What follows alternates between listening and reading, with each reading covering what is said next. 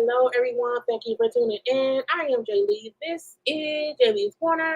Happy Tuesday. Okay, y'all know that means it's tacos, tequilas, and tatis. Okay, but happy Tuesday, happy tea to whatever you celebrate and whatnot. And this is a little chit chat from pop culture, got news, foolishness, and whatnot. Okay, I hope y'all had a great day.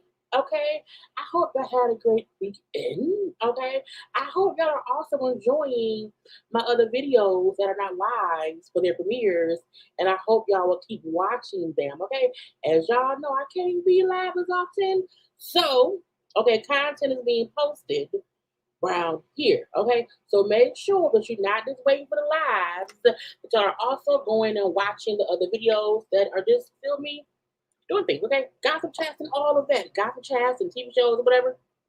So do that for your girl, okay? But today we're gonna get into some things about foolishness and frauds and this thing, okay?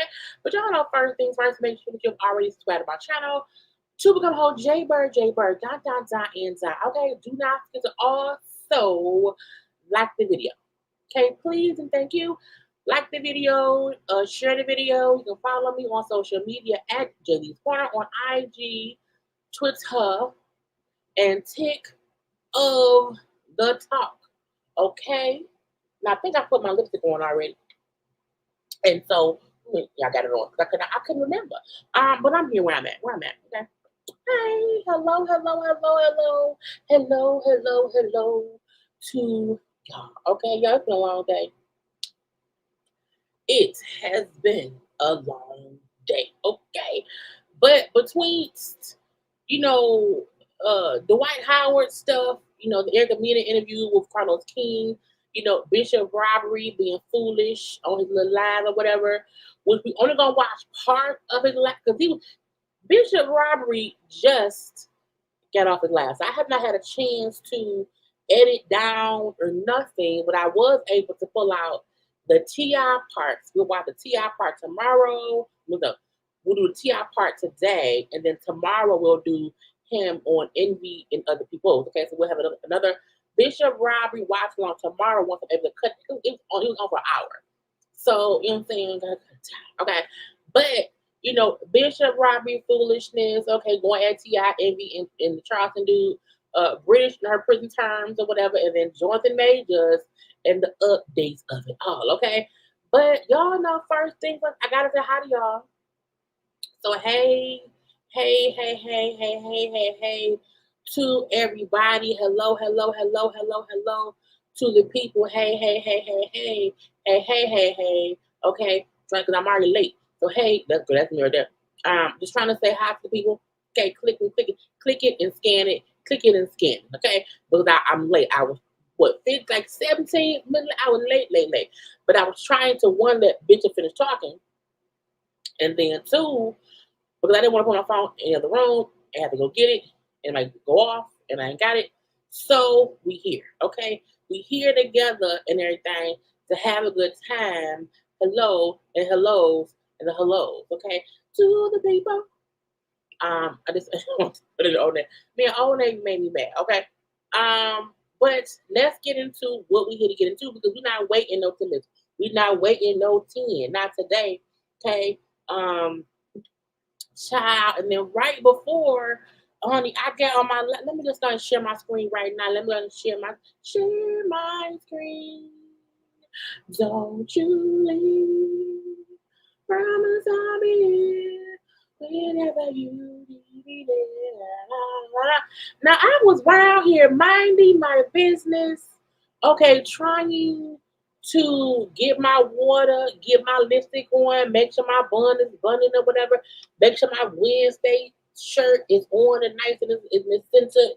And I happened to go on social media. I went on IG and I said, Lord Jesus, no, child, not Richard Roundtree.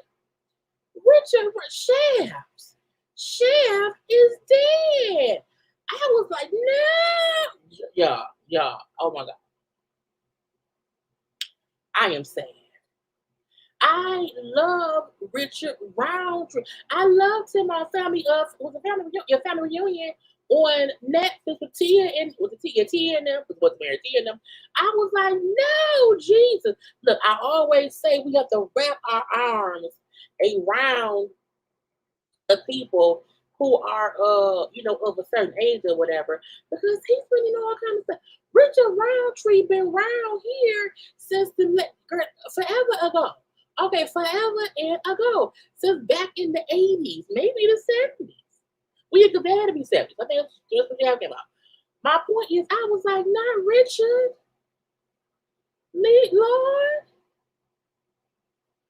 Y'all, I was mad. I was like, no, and and it's weird. I hate when I get notified like right before I come on the live about somebody being around here passing away because I sometimes want to get the right thing. Why can't I say my Jesus on here? Oh there you go. I just felt like, not Richard. So first of all, Richard Roundtree is a whole legend. Okay? A whole legend. And I'm just like, girl, I am upset because I haven't had time to gather myself yet. I was like, not Richard Roundtree. He was in the original Shafts. Okay, he was the original Shaft. Then came back when Samuel L. Jackson became, the updated Shaft. He came back as Shaft's daddy. You know what kind of person you have to be a legend in this game to not only play the original Shaft, but you come to the new movie to be the father of the new Shaft. Because you can't have it no other way.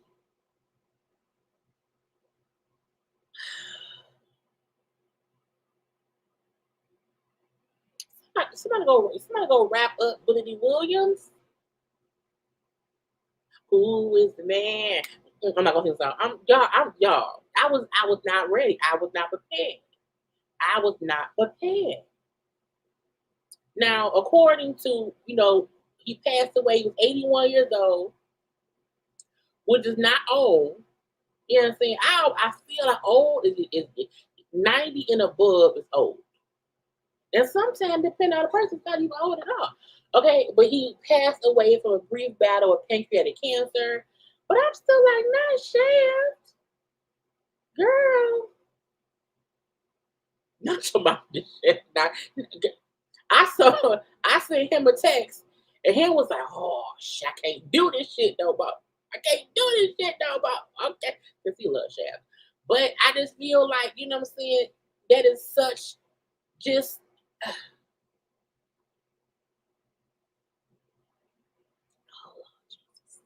Who else we got to wrap up, Jesus? Just wrap him up in your arm, Lord. Okay.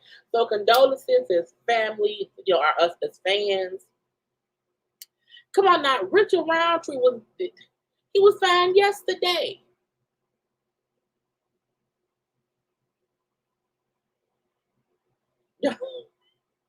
I'm a look. I'm a look. You go. I'm hugging you from here. I can only hug him from here tonight. I can send them hugs tonight. But I was like, shit. Not Richard. Look, Richard Roundtree. Just the fact of who he is. You know what I'm saying? Like, it's not even about, oh, he was in shit. It's like, no, I feel like as a person, we have watched him in different stuff over the years. And I just felt like I did not know I was gonna wake up to but that today, you know, I was like, I am so discombobulated. Jesus, again, prayers, his family, because us as fans, his friends, co-workers, and all this stuff. Because I'm not, Lord, 81 and something, that's young. You hear me? That is not old. That is not old. Not at all. But I guess, if we're going to discuss, because they say with births and deaths and vice versa. Okay. Look, come on, MP, Jesus, if something happened to Patty, or Diana, hell, we already lost Tina. We did, right? We lost Tina. We lost Aretha. Chaka Khan's still here. But I feel like him seeing our legends who've been around here for a whole, bottom of time. It's just like, how can we do that? You know what I'm saying? And we know death is a part of life. I understand that. Okay. Go check on Stevie. But what, honey? And my whole thing be, but why was Trump still around here? Orange and all? You took Richard, but you left Trump? Who does? Don't do that. No, what girl? I'm just saying. But as I said, with deaths, we also have life. Okay, so happy birthday to a few people. Okay, to a few people. One, Monica. Okay, Monica turned 43. Happy birthday to Monica. Also, Monica got a boyfriend, y'all. Let me find it. Let me find it. Because Monica around here, I said, oh, Monica's got a man at home. Well, it ain't her home. But whoever this man is, I don't know that man's name because I don't know. I don't know what it is. Okay. But he wished her a happy birthday. He said, happy birthday, baby. I said, baby. I said, where's C Murder at? C Murder. Monica right here dating some man. It's a handsome man though. Nice little beard. There's a little nose. Okay, little smile. Little suit. You know what I'm saying? Monica smiling. And then Monica reposted it. Okay. And I can't see that. I can't see that like that. Y'all, my eyes ain't shit. Hold on, y'all. I'm like, I can't see that. And I don't want to stretch my eyes. But But what Monica said is real listen, okay? Monica said, thank you, my love. You treated me like every day was my birthday. And I said, oh. And the song she picked that's playing, okay, is Angel of Mine. Okay. Now we know for a fact Monica, who was married to Shannon, was definitely Shannon Sharp. Not Shannon Sharp. Shannon Sharp is a whole different black man. But Monica was dating Shannon, the dude from the basketball thing or whatever. Okay. And now she dating this man. Now again, I don't know who this man is at all. But if he made Monica happy enough to, come out with her relationship with this man, he's a handsome little, you know what I'm saying, chocolate man, maybe little caramel, the caramel. But it's happy birthday to her, and she popped out with a boo. Okay, right? I cannot remember what is Shannon's last name. Him, was you so him maybe at home drinking. Him, was you out at house drinking. Put put put down the cognac. Okay, because I'm pretty sure I told that man the picture Roundtree dead and he at home having a shot. What's Shannon's last name? You know basketball people. But Monica said, that's my boo. Okay, I'm his boo. Thank you, Shannon Brown. Because I'm like, what the hell was that man's last name? Thank you. I don't know what his last name was. But I know he played basketball. And I think was he on the Lakers? But I don't think Shannon ever won a ring though. So like, if you married to a basketball player who ain't no NBA champion, do we care? I'm sorry. Anyway, but that's that man, and she dating that man. That is okay. So happy birthday to Monica. Okay. Also, congratulations. She got a man at home, and he's so good to her, and she said her own words. But again, happy birthday to you. And so now it's a couple birthdays, okay? Because also now I didn't post a happy birthday to this person because he gets on my damn nerves. Okay, happy birthday to Drake. I don't like Drake right now. Drake gets on my nerves right now. Drake is happy birthday from the kid from Toronto. He turns 37. You know what? Drake is 37 in age. Drake acts 27 years old. Okay, Drake acts like he's in his 20s. Maybe do Canadians age slower than we do?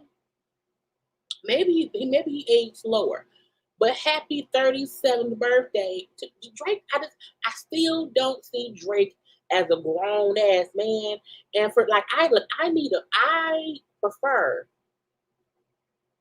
okay, grown ass man. And like Drake couldn't tell me to shut up.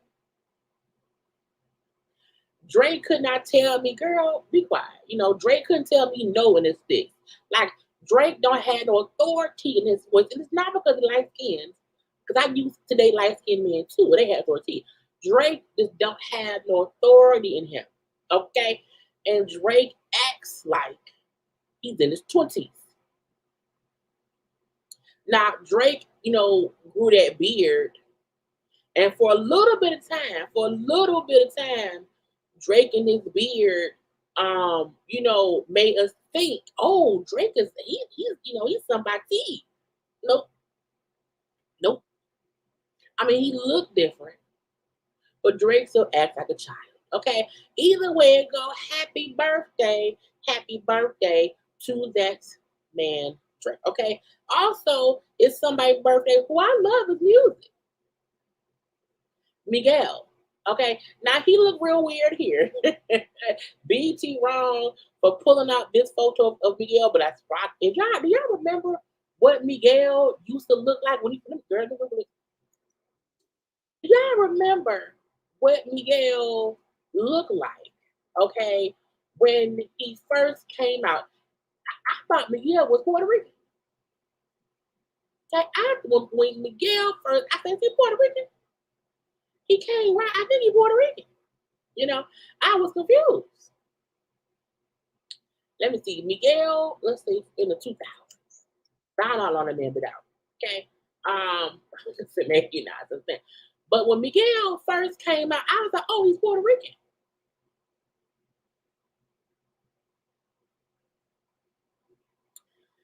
And And I said, oh, maybe it's Spanish. He also look like he can be Hawaiian, a bit Asian. You know what I'm saying? He has a very he is very much his whole look is a mixture of a lot. But I feel like even though he looks like a mixture, he's a handsome man though. Miguel can tell me to shut up and I will listen. He might kick me in the butt. Maybe he kick a fan with a boot. I don't know. Anyway, the point is, Miguel, happy birthday. I don't know how old. Let's see how old is Miguel? Let me Google it. How old is Miguel? Let's see. How old is he? Why ain't it popped up? They don't know the man age. Is it a secret? Oh, he's 38. So see, look, the fact that Miguel is 38 and Drake is 37, Miguel has more authority in his body than Drake do. Okay, but happy birthday to Miguel. Okay, if you have never listened to a Miguel album like full out, it's very sexual. Okay, it's very sexual. Okay, and he has songs that just make you want to do things and stuff. So when Richard Roundtree passed away, put on some Miguel and make somebody feel better. Okay? But anyway, go happy of the birthday to, and I've never been mad at Miguel. Okay? Because I'm mad at Drake right now. Drake aggravates me right now. But we gonna say we love us some Miguel. Okay? Because he can sing. I want him to put out new music too. I need some newness from Miguel because he bull playing. Okay, he's bull playing. Now let's see what other randomness do I have for y'all before we get into the bull stuff. That is this stuff right here. Y'all know Bishop Robert will be last and whatnot. And I don't have much because we're gonna discuss that Erica Mena interview. Have notes and stuff. Okay. Well, let's get into British. Let's get into British. So y'all know British Williams, who was on Basketball Wives, she was sentenced today to 4 years in prison. Okay, now British was wired being arrested, charged, and she pleaded guilty to 15 felonies. Okay, of foolishness, fraud, fakery, fuckery, and all of that. Okay, she was around here. It was bank fraud, insurance fraud, tax fraud, pandemic fraud, wire fraud, mail fraud, weed fraud, all the frauds. Any fraud you can think about, she did it. Any fraud, she did all the fraud. I said, man, not on all the frauds. So she was sentenced to 4 years in prison because she took a plea deal. Okay. Now coming up out the courtroom, okay, it's her and two friends. Why is her friend running up? I said, when your friend who's on a TV show on VH1 is leaving court after being sentenced to 4 years in prison, why are you running up trying to hit the reporter? Ma'am, she going to prison. You want to go with her? You want to share a cell? Well, you may not get into federal prison. I think British is doing federal prison. Okay. Yes, the reason she only got 4 years, she took a plea deal. Okay. When you take plea deals, you get less time. Okay. She said, I'm not going to court for no trial. No. Yes, plea deal me, please. Please, plea deal me. Okay. But you have to be careful of who you bring with you to the courthouse because your friend should never run up on the reporter people outside, especially when they're holding a camera. I said, bitch, what is wrong with you? And I'm like, and other people, the fact that we seen the man record her, we saw his angle, but the fact that somebody else around had it on camera to her, I said, man, what are you doing? And it was like, no, don't do that. No, please. Is she the first person from Basketball Wives to get prison time? I wonder. Because all the stuff she did, it equaled up to about $564,000. There was one thing I saw that the judge was talking about. The judge said, because she said, I just feel terrible. I feel terrible for my fraudulent ways, and thinking about being away from my daughter. Let me share my screen, y'all. Okay? It is per Jay's reality blog, okay? Brittish said, I knew better and I did wrong anyway. With the idea of being separated from my daughter is heartbreak. The judge said, you possess a fraudster mentality. When the judge said, bitch, don't try to play me. You can't come crying to me about I don't want to be away from my child. You had a fraudster mentality. And so the judge pointed out her various frauds that led to her taking $150K a year from 2017 to 2020. Okay. The judge said that's a pretty damn good wage. You making good money being fraud. Okay. Not only are you out there for people to watch your entertainment, but also for people to watch you. That's a big obligation. Okay. The U.S. attorney, Diane, is it clock? I don't know. The U.S. attorney said Brittish kept committing fraud even after she was indicted. And that she counseled other people that they didn't have to pay taxes for the first few years they were running a business. And she traveled without permission. I said, oh, you want to keep going to prison. Y'all, these judges, they don't look. If you don't have the right light skin tone to look white, they not going to let you get off, okay? Now, 4 years is not that long. She probably, if it's fed time, I mean, she done been on for a couple, like 2.5 years, or whatever, maybe a little bit less with good behavior, okay? But I was like, ma'am, next time, just go to work. Just go, look.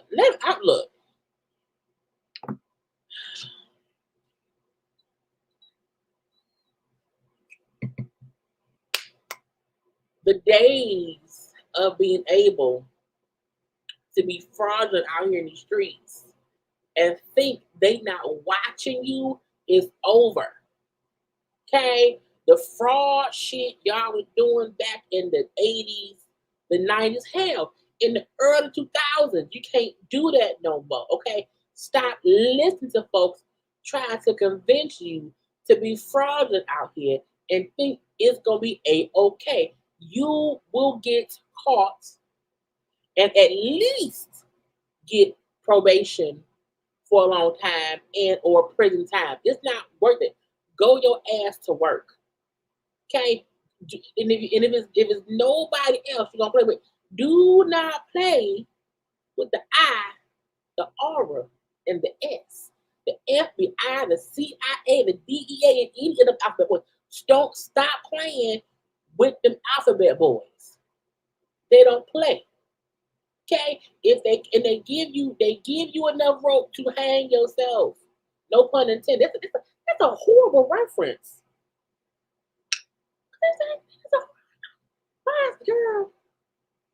Anyway, it is talking about like that. It's a horrible reference. I mean, I get it, but that's kind of crazy. My point is, you know what I'm saying? Stop being fraudsters. Okay? Unless you want to go to prison. If you want to go to prison, then by all means, go to prison. Go there. Be there. Live a life. Okay? Now, speaking of fraud and fugaziness and stupidness, I don't know. Look. Columbia Records is an actual records label. Okay? Columbia Records is like a reputable, let me see, who's all on Columbia?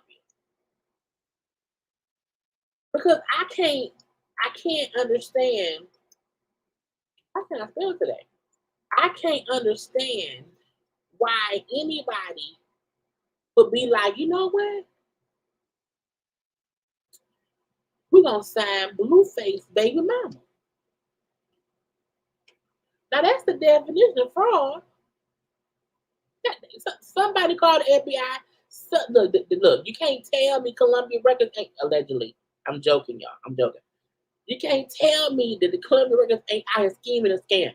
Because on what earth that girl ain't talented. That girl ain't talented. And I just need people to understand it's stupid. Okay? Y'all do know that, but Beyonce is a Columbia artist.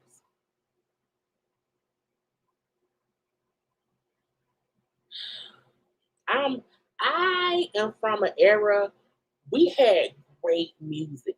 Not only do now we had some regular shit too. Not only did we have, because I was born in 1982. Okay, the late 1900s. Okay. And we had amazing artists.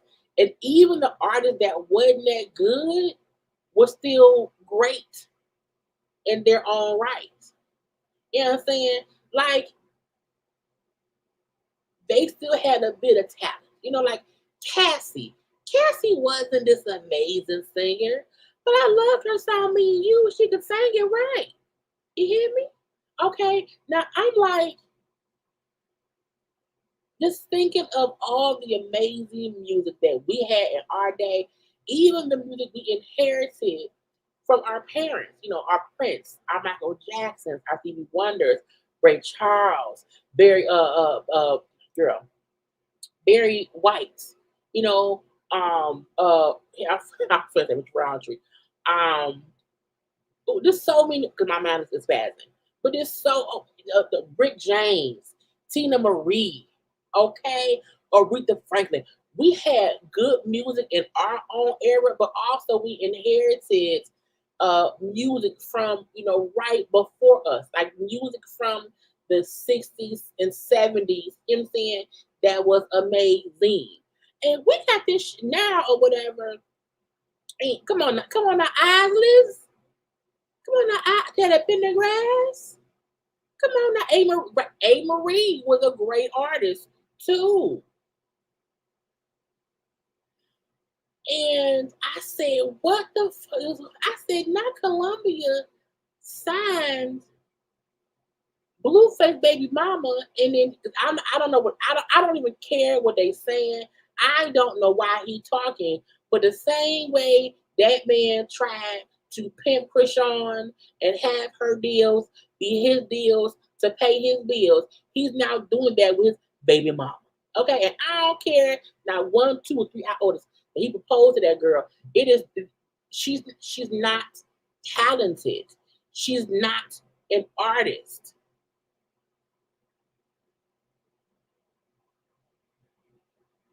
And I'm not saying that Babyface Stewie can't go do something else. That's not nice, Jenny. That's not nice. Not Babyface Stewie. They call her Stewie.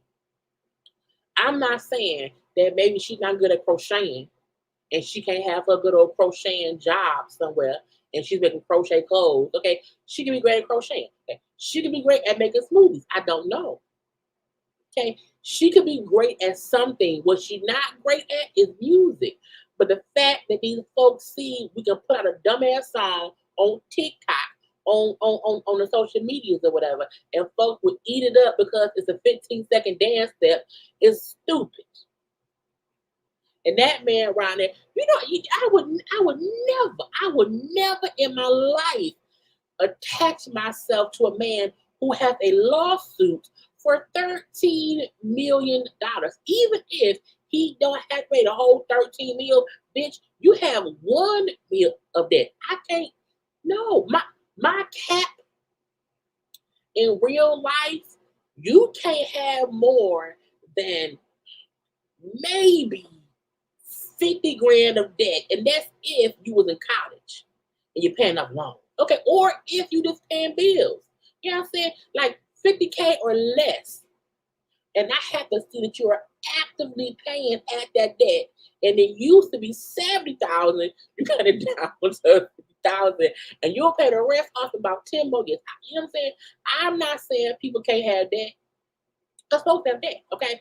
But $13 million in debt is something my coach could, how could her coach even get wet with that much debt? Ow, ow. And now y'all up in champagne toasting because Stewie face ass got a record deal, but she is untalented. And I don't think I'm paying. I don't. I don't. Because it's not like she's talented and I'm just being mean. No, that bitch ain't talented. She's not. She can't sing. She can't rap. She off beats. Her feet probably knock knee, all that. Okay, she run around here with Blueface, who just had a baby with Rashawn. Girl, miss me, and y'all not in Columbia. I'm pissed off at y'all too. Cause why? Why would y'all do that? And then y'all have them in this room with all these famous people who are talented, and you putting next to Babyface Stewie, not Babyface Stewie. Not baby. What's she gonna say? What's she gonna rap? What's she gonna do? Okay? Because when that man cheat on her with somebody else, what's she gonna do? Y'all, I hate. I don't like. I do not like dumb shit. That gets me mad. Okay? When the stupidity of things, it makes me upset. I'm not, again, that girl can be the best crocheter in life, okay? She can be the best fast crocheting hand girl on the east of the Mississippi, okay? And she can do all the crocheting she can. She can make t-shirts, tumblers. Hell, she could be the best now later rapping all the knowledge. She raps up the now laters, the starbursts. She put the paydays in the payday rappers. She could be the best candy striper in life. Okay, the one thing that she is not is a rapper. Everybody can't be Cardi B. Everyone cannot be, because when Cardi B first was rapping, she was all right. She wasn't horrible, but she was all right. You know, she wasn't the best either. But she learned and grew and grew and grew. And now she's Cardi B. Stewie face is Stewie face. Okay? Somebody have to go work at the. Let me stop. Stop. Because I'll keep going and keep getting upset because it's some bullshit to me. Okay? And I don't like bullshit. Now, speaking of bullshit, y'all see Natasha want to put her album up for a Grammy nomination? How many albums do a person have to sell for their album to be considered for a Grammy? I'm just wondering. Okay, so she put up her album for your Grammy consideration, meaning we're thinking about you may be nominated. So consideration does not mean you're nominated. Consideration means you put out music and people said, hey, you should consider this, and they said, okay, we'll consider it. We'll consider it. You know, her album, best gospel album, her song for best gospel performance, and then her song, I'm Afraid, for best R&B song. How does your album go up for best gospel stuff and R&B stuff? Ain't it supposed to be one or the other? But she said, you know, to the Academy, to be considered for 3 Grammy nominations is more than words could express. Thanks to all the fans that continue to show support, that continue to support me and my efforts to give music from my heart. Every vote is appreciated. God bless. Now, Tasha left that group, get read for filth all over social media, put out an album that some folk listened to, not all, but some did. Most folks was like, girl, this ain't gospel week, but it's okay. You can still sing and have them runs off your throat. But I don't know. But I feel like she then like just went away. Like we ain't heard from that lady. Not nothing. Okay. And then when I went to her page, I'm like, oh, she took down a lot of stuff. Okay, this post is from April, but it is October. It's damn near November. Okay, and Tasha took down everything from April of 2023 to current, and she had a lot of other stuff up. Okay, the fact that she also took down her albums, her album promotion stuff was up here. She left 19 posts. That's it. That's it. Okay. She took down everything else and left these. Now, we don't know what that means. What we know is she like, I need some help. I think she supposedly has a Christmas album coming out. I'm not sure. But she said, I'm gonna be around here butt naked on my page. This means I'm gonna take all the stuff down. I wish Tasha, love like and positivity in the midst of her foolishness. I also hope that eventually that lady can come clean and come forth to the peoples or whatever, and just admit, what, maybe I did not handle things the exact right way. Maybe I should not have done this and done that, and maybe this and maybe that or whatever. But I don't know. Okay. What I'm gonna move to? Well, congratulations. I forgot this. But uh, Lotto and Snoop Dogg are on the cover of Rolling Stone. Okay. I said, well, that's amazing. You know what I'm saying? A whole cover. Now, I saw a clip where Snoop Dogg allegedly said to that lady, how great she is and how inspirational she is. And something like you the first person to do something within rap. I do feel like in this era of female rap, when there's not just one person rapping, because for a long time, it was just one person dominating rap. So I do feel like female rappers now, in my opinion, have it harder because they have competition. So when you do have songs that pop, when you do have songs that hit the charts, when you do have and Lotto was that she was on the JD show. What's it called? The Rap Game, the rap something, and she was rapping back then. So I like Lotto. You know, it's fine by me. Now, Snoop Dogg is a legend. Ain't no other way to say that. You know what I'm saying? Snoop Dogg is a legend. Okay. Oh, probably because she's so short. She's really short and he's really tall. So it's probably just for height reasons. But even like old school embracing the new school, because I mean, truth be told, things are just different now. And they show how Snoop was on the Rolling Stone back in the day with him and Dre, long time ago. Okay, back in '93, I was 11.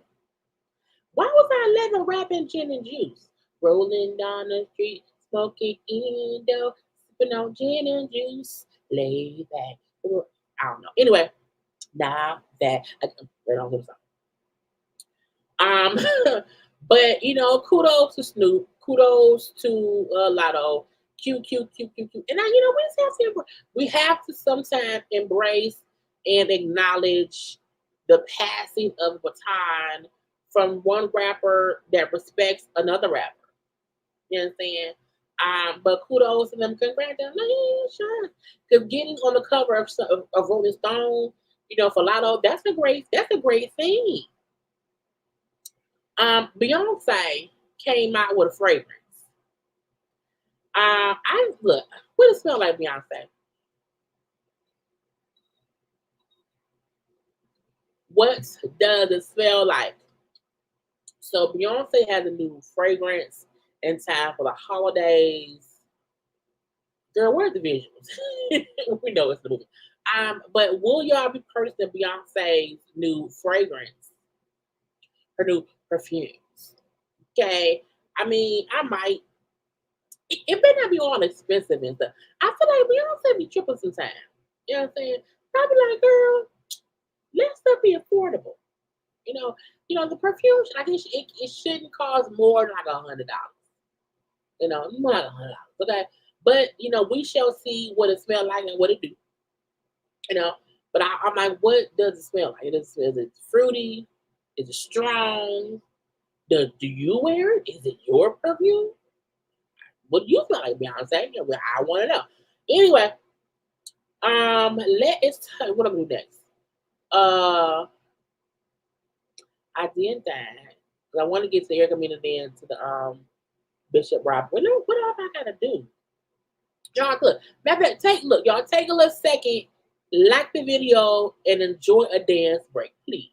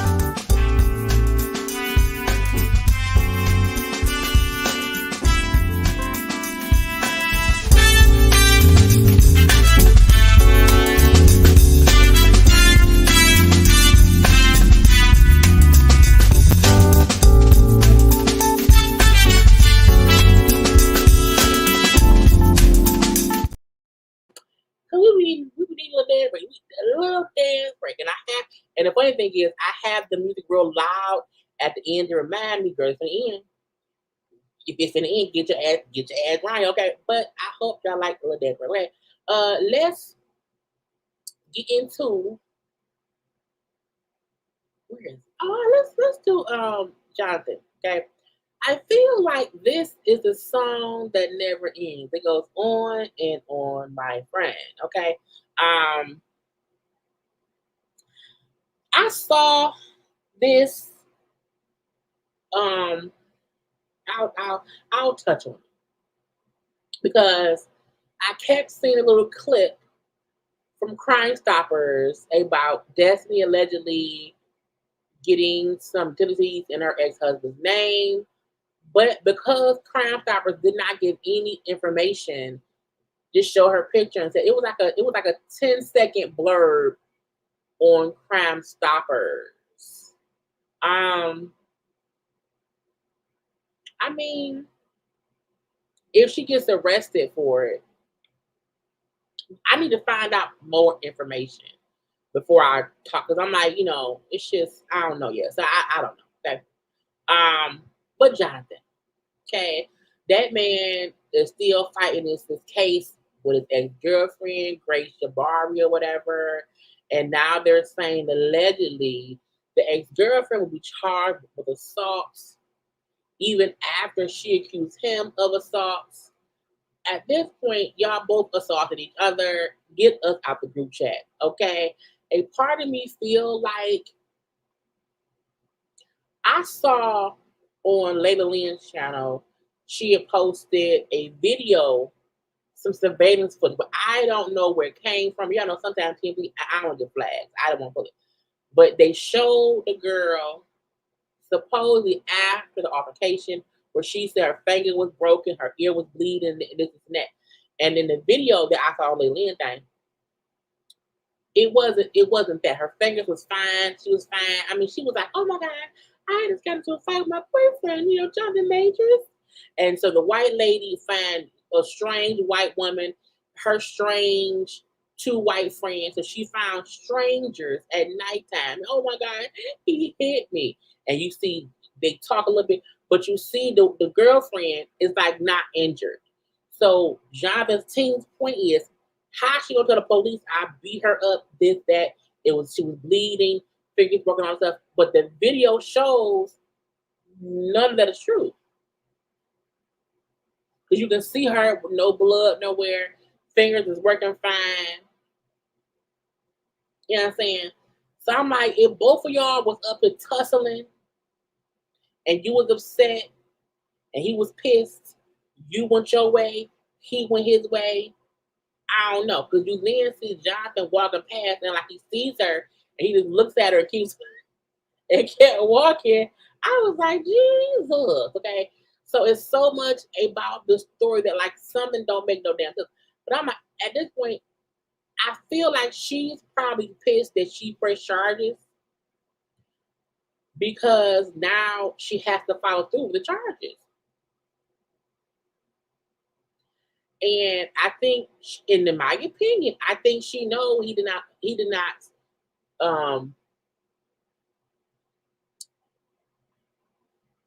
I think something like this. I think he pushed her in some sort of way, but not how she made it seem. Like, oh my God, he beat me and broke my fingers and busted my eardrum and blacked my eye. And okay, I think both. What this is why also you can't be going out with people and getting drunk and getting physical. You know what I'm saying? You can't on either level. Not just her, him too. Because if this is the thing, if the truth of the matter is they were out drinking and because he was texting some woman and she got pissed, and let's say she got pissed off with him and was swinging on him and he pushed her off, sir, I mean, that's self-defense. But again, if he put his hands on that lady in any kind of way that was wrong, and not in self-defense, you know what I'm saying? But at this point, she not cooperating with the pole of the lease. And right, because the video we've seen of her chilling in the club after the fight with no bruises, it makes me feel like she put 20 on 10 while drunk, and once she woke up and she could not take it back, and now she know I'm wrong. And if you break my finger, I don't feel like I have a cut, a little itty bitty cut on my finger today. I hate this if it hits. I want it hurts. And if my finger was broke, I'm not around. If my finger broke, I can't hold my phone and text on fast because when your finger hurt, you can't hold your phone right. And I said maybe in his own way because he now see the damage it did to his career a little bit. He now know, you know what? I can't mess with the Caucasian no more because look at the trouble it causes. And now it's rumored that him and Megan Making Goods got married because somebody posted, oh, Mrs. Megan Majors. I'm like, first of all, it could have been a joke. Okay. So we don't know. But even if Megan and Jonathan got married, that's their life. That's their life, and they can be divorced. I don't know. Okay. But so the lady supposed to turn herself in for her charge of assault, but they still have court. I'm like, the storm won't end. It won't end. But people at the end of the day, keep your hands to yourselves. Because if you do, you probably won't go to jail. Okay. Child, Dwight Howard. Lord. And y'all know, Dwight was accused of stuff. Okay. But the text between him and these people that's supposedly been released, okay? Per Radar Online, they're showing Dwight Howard's communication with a man named Stephen Harper. So a whole bunch of conversations going on. Now I feel like Dwight Howard, in one way or the other, has said, look, I like what I like. And I don't have to tell y'all what I like in my bedroom. And I agree that nobody around here nobody needs to know what kind of porn you watch. You know, no one needs to know what you do, what you get done to you in your bedroom unless you offer up that information. Also, I'm not the one to try to be around here, kink shaming. You know, if people like what they like, let them like what they like. But the white Howard, in one way said, well, yes, I was having relations, with a man, but it wasn't, I didn't force anybody to do anything. Okay. Now I can't read them text, but I'm gonna read what they put right here. It says the white got Stefan's number, started talking freaky as fuck. Okay. He asked him for penis pics. Okay. And see you Monday stuff. Okay. See you Monday stuff. Okay. Put it together now. Put it together. Sometimes don't make me say it out loud. Okay. It says the white even said, I'm not gay or anything. I'm just a little nasty sometimes. Okay. A little nasty. It says now Stephen Earth even was with the shits at first because he was freaky too. The white went on and said that he was thinking about that meat. Thinking about that meat. All before scheduling a meetup with Stefan, and that's one thing we left. Okay, so Dwight told Steve and Stefan he wanted the D, and that he put his kid to bed early so old boy could come over. And then Steve and Stefan said when they finally did link up to bang bang bang, okay, that Dwight was kissing before bringing out another man dressed in drag. Okay, and that's why that person said, "Oh my God, he forced me to be around." I don't know. I don't know.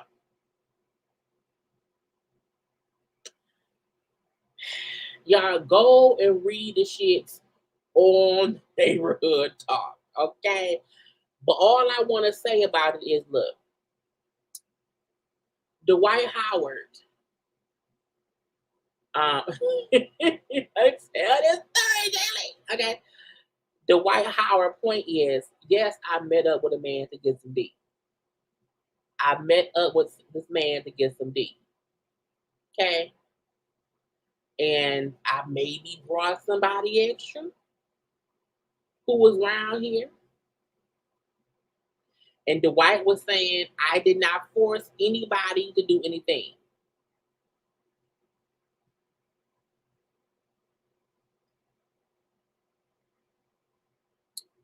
Child, this is also a reason to live in your truth. Because when you don't have to be freaky deaky secretly. And secretly and privately is two different things. You know what I'm saying? Secretly means I don't want nobody to know what I'm doing. I'm gonna sneak and do it. Privately just means this is my private life. I ain't thinking on shit. I'm not having to, fool anyone to come over and then surprise, drag queen. You know what I'm saying? It ain't that. Okay. Bring what you want to bring. Okay. If you have a deal and a dough, bring it with you. Okay. If that's what you into. But don't make it seem like, well, they're lying on me. And I'm like, the reason people are lying on you is because you are allowing them the time to tell your story. I am a heterosexual bottom. You hear me? That is what I identify as. I am a heterosexual bottom.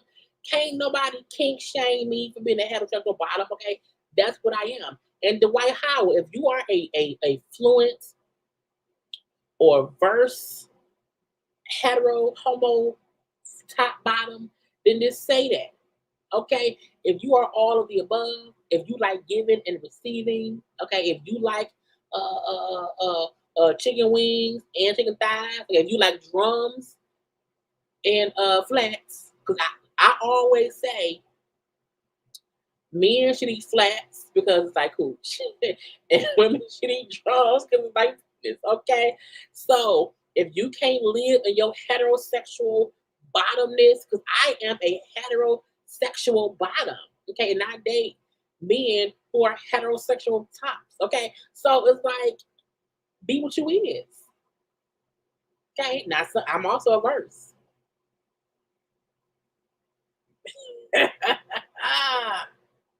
You hear me? Yeah, it's this thing. Okay. Now what is that? Like, what is that? You know what I'm saying? Right. Me look, I'm a verse too. But I feel like if more people lived in their um truth, whether you're male or female, like what you like. And find somebody who likes to like it with you. Because when you force yourself into a closet, even if your closet door is open, if you are in a closet, that's on you. When they're looking at if you think about it, drums, you know what I'm saying, and flats, you have to take the meat from in the middle. You know what I'm saying? It's I just you know, damn, you can't eat it. No, y'all can. Y'all can sometimes I eat flats. You know, I'm just saying. That's why I'm like, look, that's how I see chicken. But my point is, like who you like, get what you get, you know what I'm saying? And let that be that. Because when you don't,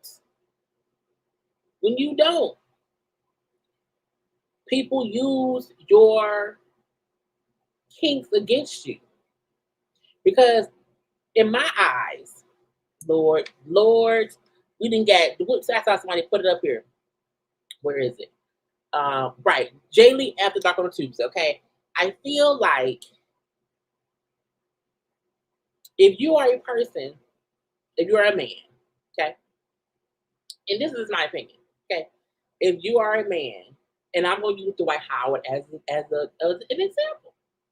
If Dwight Howard is um, a man who maybe likes being pleasured by somebody that may be man, I mean, does that make him a little bit gay? I don't know.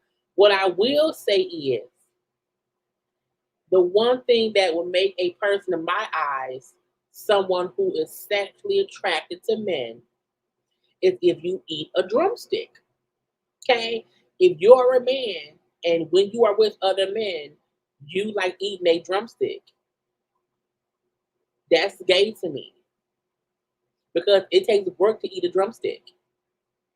Okay? It takes work to get the meat off the bone of a drumstick. So if you enjoy eating drumsticks, you enjoy drumsticks.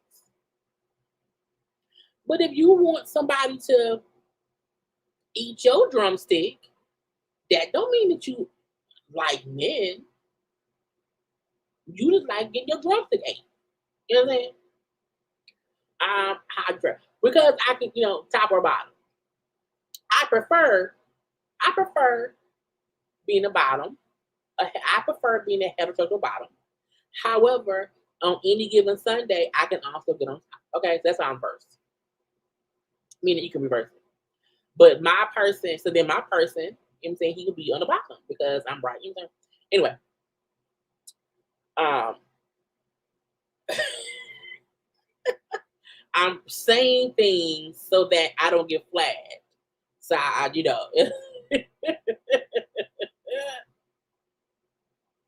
yes. But I'm saying things so that where she just I'm just talking about chicken, you know. The same way I feel like for women. If you are a woman and you be around here eating females chicken, the flats. If you around here eating female flats, okay, you're lesbian. Because to eat someone's flat piece of chicken You want to eat someone's flat piece of chicken. You have to want to do that. You know. So again, for men who like to say, like Dwight Howard, I'm not gay. Okay, are you eating drumsticks, Dwight? Dwight, if you around here eating drumsticks, sir, it takes work to get the meat off a drumstick. You like drumsticks, okay? My ladies, if you around here and maybe you like for people to be on you and do stuff to you, but you not eat they flat food chicken, you not, you know what I'm saying? Because you not eating the flats. You're not opening up the two pieces. You're not taking the flats of a wing, opening it up, and eating the meat in the middle. Okay? If you're not a person who likes eating women's flats, chickens, if you like eating the thigh, look, I like to look, give me a good thigh. I don't even like breast meat because it's too much meat. It's too much. You hear me? Okay. So, it just depends, okay? But in my opinion, for Dwight Howard, if he around here, eating drumsticks, sir, if you take the effort to eat somebody's drumstick and get the meat off their drumstick, you need to just admit that, you like drumsticks.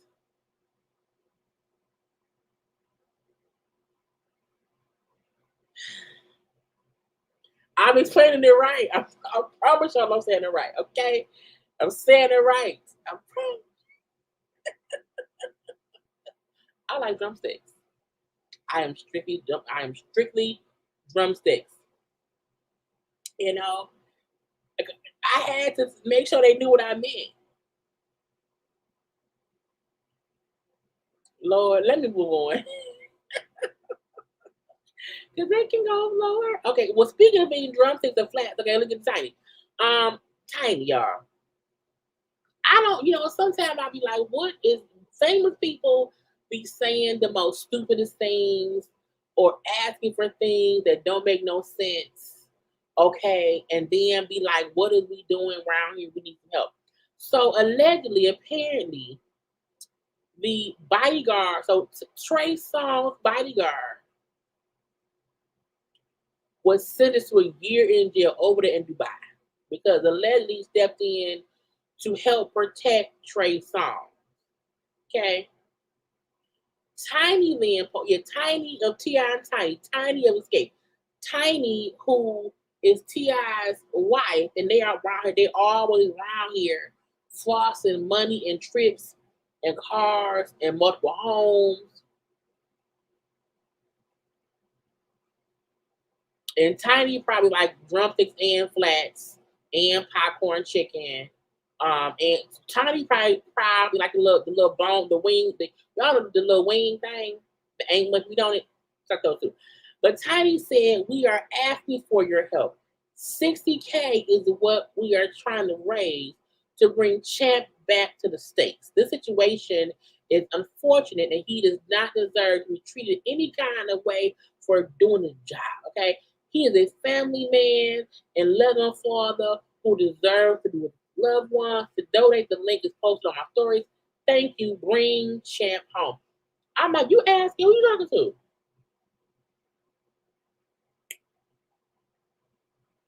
Who you talking to? I feel like you couldn't send that to y'all group chats. You not on group chats with the other rich and famous. I'm like, you Candy, T.I., Todd, Yandy, hell, Trey Songz. Trey Songz can't pay 60K to get his bodyguard out of jail for defending him.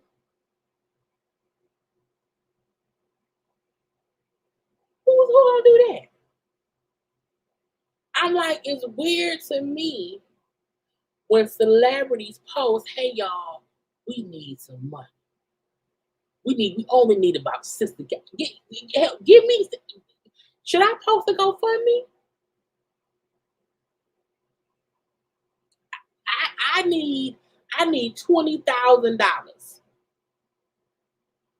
Okay, let me do a GoFundMe to raise $20,000. I ain't rich, but it's something when rich people who are millionaires post to their regular people. Hey, we need about 60K. You should have a group chat amongst your friends who can give, who can put together 60K. This should have never even made it to social media. Okay. Text Chris Brown, Trey Songz, Tyrese. Let's get Tank in there. Okay. Let's get AJ Johnson, Jody Mama. Let's get Tisha Campbell. Okay. Let's get Martin. Hell, let's ask Will Smith. There are many people who should be able to donate without you posting this to general social media. And I get it. I'm not saying that Tiny made a GoFundMe to get the money for this man. I fully believe that whoever is, that man's people probably did, hey, we need some money. We need some money. Okay. And because we need some money, we need about 60K. And maybe they can get the eyes on what they need. Okay. We need more people to see that I need that money, mate. Okay. We need to let more people see. So maybe, Tiny was posting it so more people can see it, you know, so more people can see it. Because the more folks can see it, they can get to it. Okay. And if they can get to it, they can get my eyes on it. Now let me go to the GoFundMe. Let me go to the GoFundMe. I found the link. Okay. So stuck in Dubai. Oh, whatever it is. They've raised $4,616. Okay. I feel like Trey Songz should at least put in 10K because he was the one being protected. It says, hello, my name is Mary C. I don't know, Mary, is it Mary C? I don't know, Bryant, Mike. And I really appreciate you taking a moment to read my story. My 40-year-old, it's his mom. It's his mom. And the mama said, help my son, okay, a devoted father to a 2-year-old little boy named Champ. My son is sweet, he's caring, okay, who you would ever meet. He's a gentle giant and doesn't have a violent bone in his body. Blah, blah, blah, blah, blah, blah. It says Cornell is part of Army Secretary Song's security team. On March 9th, they were leaving the Palm something hotel, heading out to a club when a Jordanian, I'm fucking these words, a Jordanian, I don't know, man approached Trey, waving his arms around, wearing and acting aggressively. Cornell put himself between his clients and the man, telling him to calm down and to back off. The man only escalated his behavior to get him to stop acting erratic and threatening. Cornell gave him a light slap on the cheek. The attacker, whom Cornell believed to be under the influence of alcohol drugs and he ran away. Okay. It says Trey Songz and the team left Dubai 2 weeks after the incident. When Cornell returned in August, so he was there in March, left, came back in August and was arrested for assault. And the man was adamant about pressing charges. So the prosecution took legal action on his behalf. Lord, and the man got that time.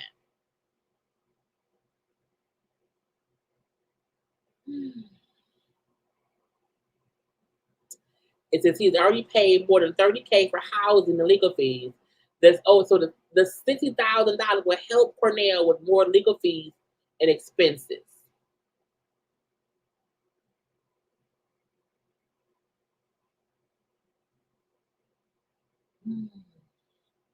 So basically, he can't leave Dubai because of the shit. Well, I mean, so if I give him 60K, that won't even get him home.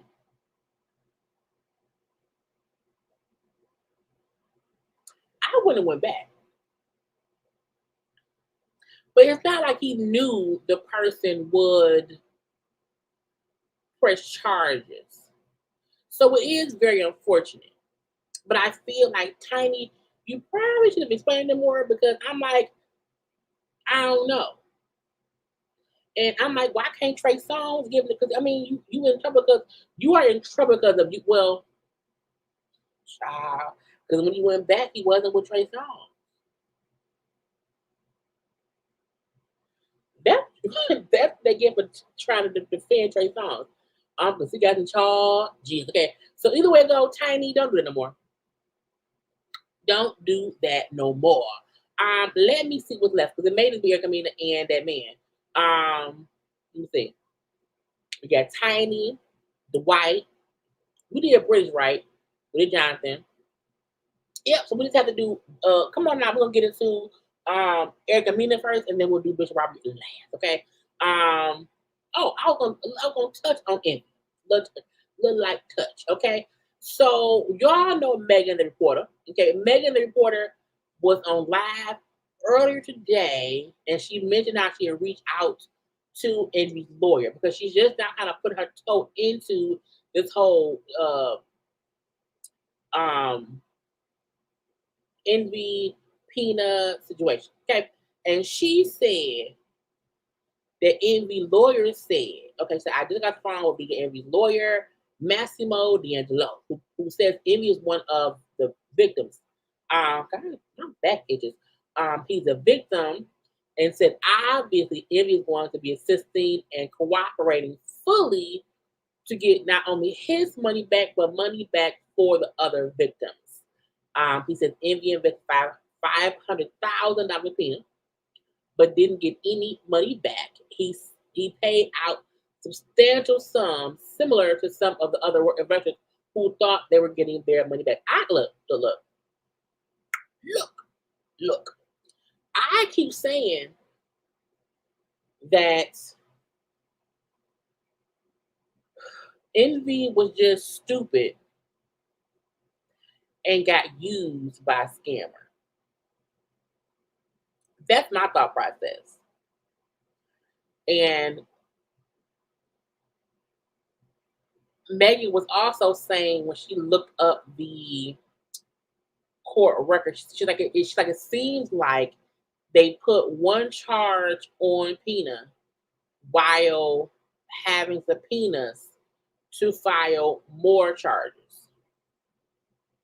So all these people who are, there are people suing Pina civilly, and then there's this criminal thing. So it's a lot.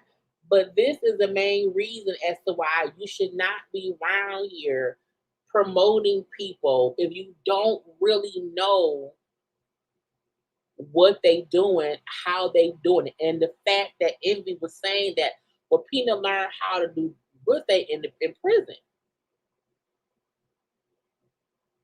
So I also feel like the same way they got evidence on Pina, if Envy was involved, they'll find the evidence. You know what I'm saying? They'll find the evidence. And then Envy will go to then Envy what about charges. So I'm saying, but I think right now we don't know enough to say when you Envy was for sure. I don't know enough to say he was for sure. Because again, people who scheme and scam, that's what they do. And if you get somebody who like money and then you tell them, hey, we can make some money, and if they don't really even understand what you doing, let alone them to do it, you just say, hey, find people to invest to give you money to buy this house. Okay. And then you not using none of your money. Okay. And then when the house sells, they get back some money. you get back some money too without putting no money in. I'm like, that sounds like a scam, a pyramid scam, okay? And Indy was always saying, well, yeah, he taught me how to buy and flip houses without using my own money. He learned in prison. I'm like, but did he learn in prison about the books or about the people? Okay, anyway, we will see what happens with Envy because we just don't know yet.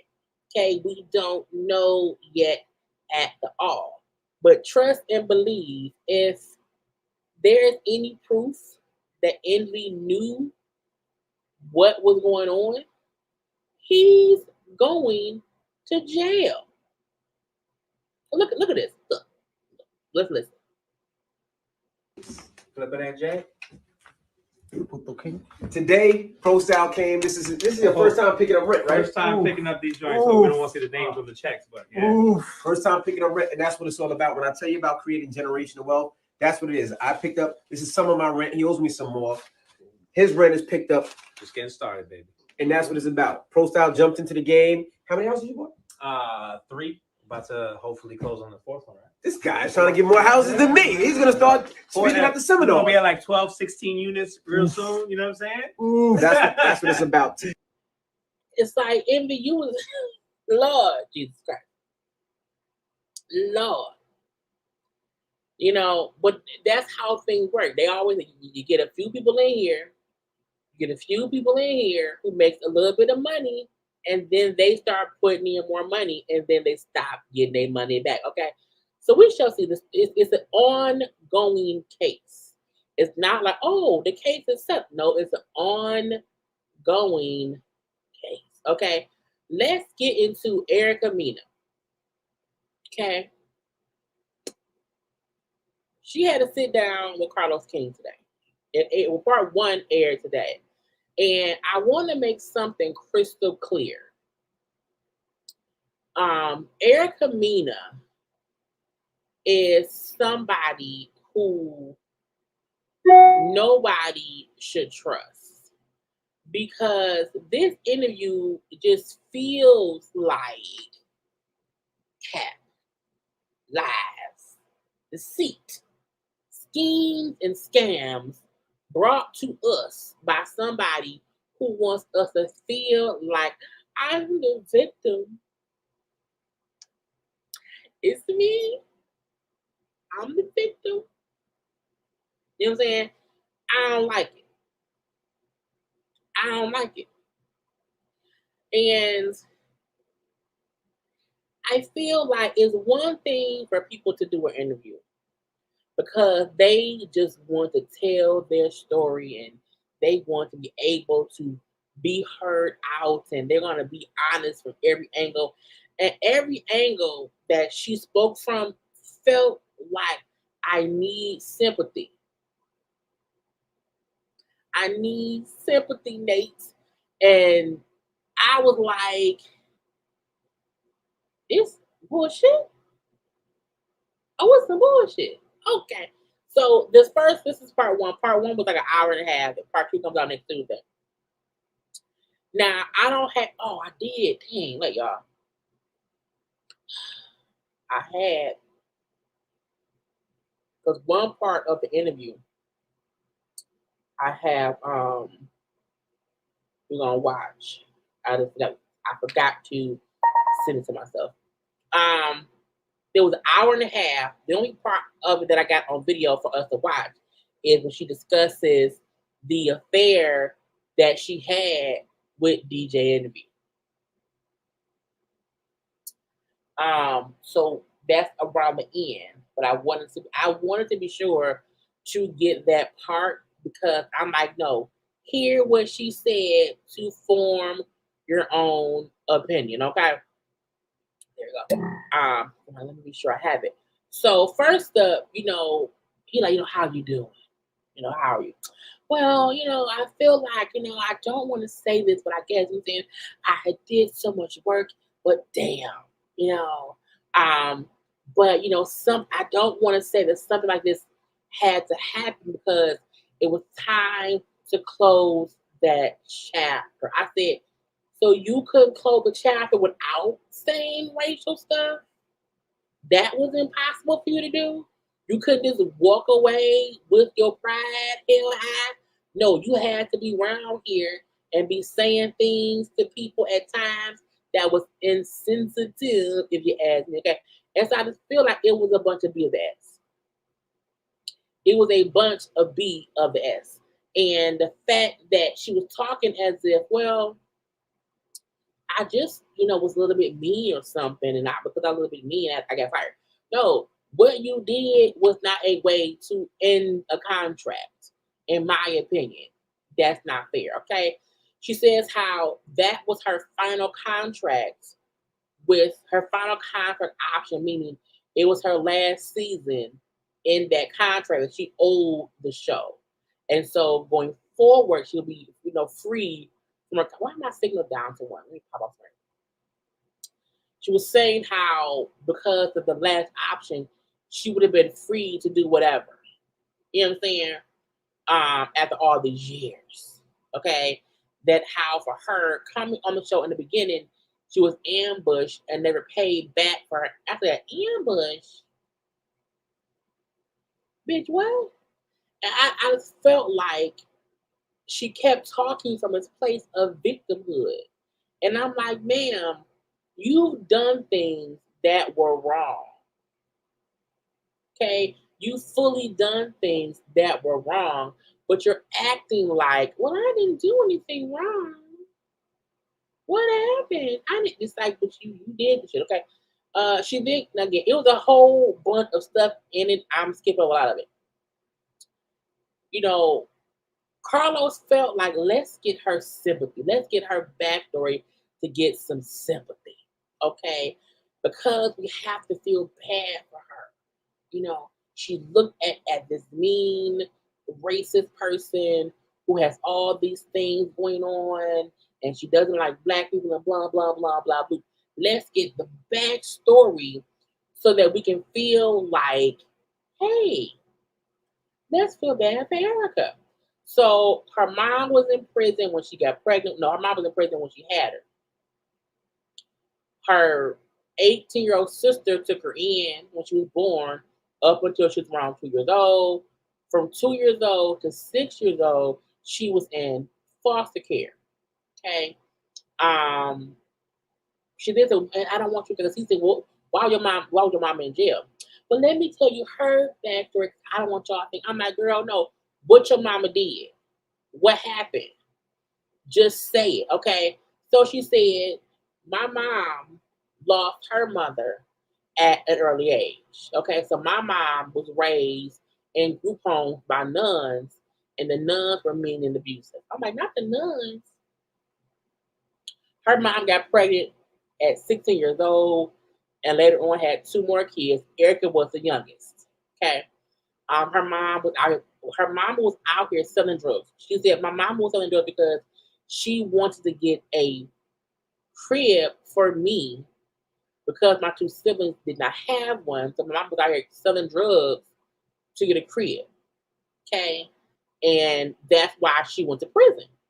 That the daddy would not give the mama money to get a crib. The daddy said, hey, take these drugs. Okay. Take these drugs, sell them, and that's the money for the crib that you want. I said,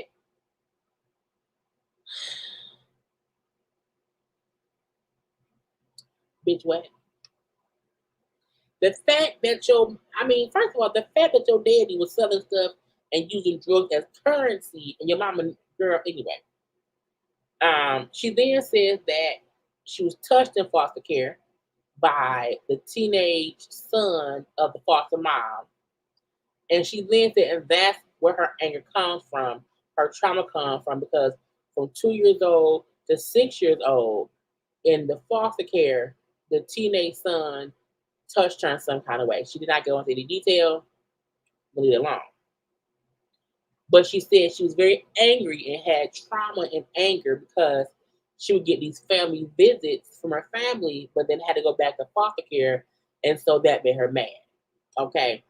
She said, this bitch said, that's why she asks how she does, because as a kid, she couldn't release her anger. As a kid, from 2 years old, because she said I was only in foster care from 2 to 6. And because I could not release my anger at that time, I do it now. I could not stand up for myself then, so I do it now. And I was like, as a survivor of being touched too, I can say this.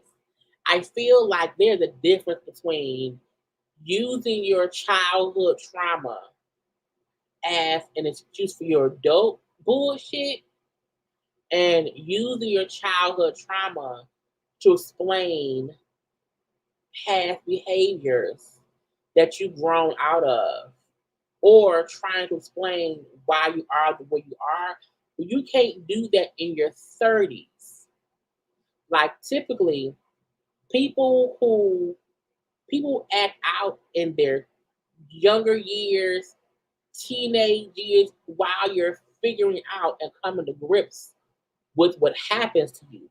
In my opinion, she is using what happened to her from 2 years old to around 6 years old as the excuse of why she's a fucked up individual.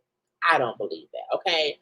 And I also feel like, is she lying? Because again, she was first saying, I was so mad, I was so angry, I was so traumatized because of the time in foster care, because again, my family would come visit me and then leave me there. But then she said how her mom got out of jail, her mom met this man who she says is her father. Now her birth father, her bio father, the one who had her mom on drugs, the birth father was deported, but for drug stuff or whatever. But again, this man, her mama met while in a halfway house. The man was a counselor. They fell in love, whatever. She said, "That's my dad," and I fully understand that. Okay, but she said that this man, my dad, changed our lives in a great way. He raised me. He loved me like my birth father, that my home and family life became great. I no longer thought about what happened to me because my life was so great. So this is my thing. When people say stuff like I had a hard time from 2 to 6 years old, but from 7 years old up until whenever else, I had a great life. Mama out of prison, I have a father. So I'm like, where does all the anger come from if you had a great life? And because at 2, you real and she mentioned at one point that she was so young, she did not even understand what happened until she got older. But I was like, ma'am, so that means you were of age to do something about it. Get some counseling, get some help for it, okay? But again, I feel like she was using it as an excuse for her behavior. And I don't like it when people use that as an excuse for current bad behavior. When you are cognizant and aware of what you went through, you're supposed to move through it. Because she is not a consistent crazy person. She has many moments of normalcy. She chooses to act out because she feels like I can do that. I can say I had trauma as a kid. Bitch, no, you're an adult. So I said, you either want us to believe you had a great life from 7 years old to adulthood, or you want us to believe that you are an angry person with trauma based on your life in foster care from 2 years old to 6 years old. Which one is it? Because people who then say, I had this bad time, but I had the rest of my life was amazing. Great family, great mom, great father, blah, blah, blah, blah, blah. Okay. And I also understand that if people get older and they realize what happened to them, because when you are 2, 3, 4, 5, 6, 7, 8, 9, 10, you know, you do not understand bad things sometimes because you don't understand bad things. You know what I'm saying?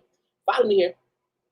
And sometimes it's not until you are a teenager or in your early 20s, when you start realizing what happened to you, and you realize that was wrong because you did not know it at a young age. So I get that.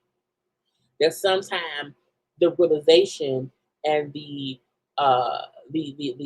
trying to come to grips with it happens later in life. I fully get that.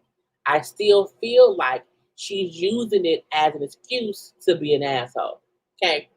Now, she then gets on her being a teen mom. Her son King, she had when she was 19 years old. So got pregnant at 18, had been 19.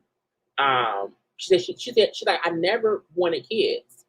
She said I never wanted kids, and with my first son and with her youngest son, for some reason, with both of those pregnancies, she said I never knew I was pregnant until months into the pregnancy because I kept having a period.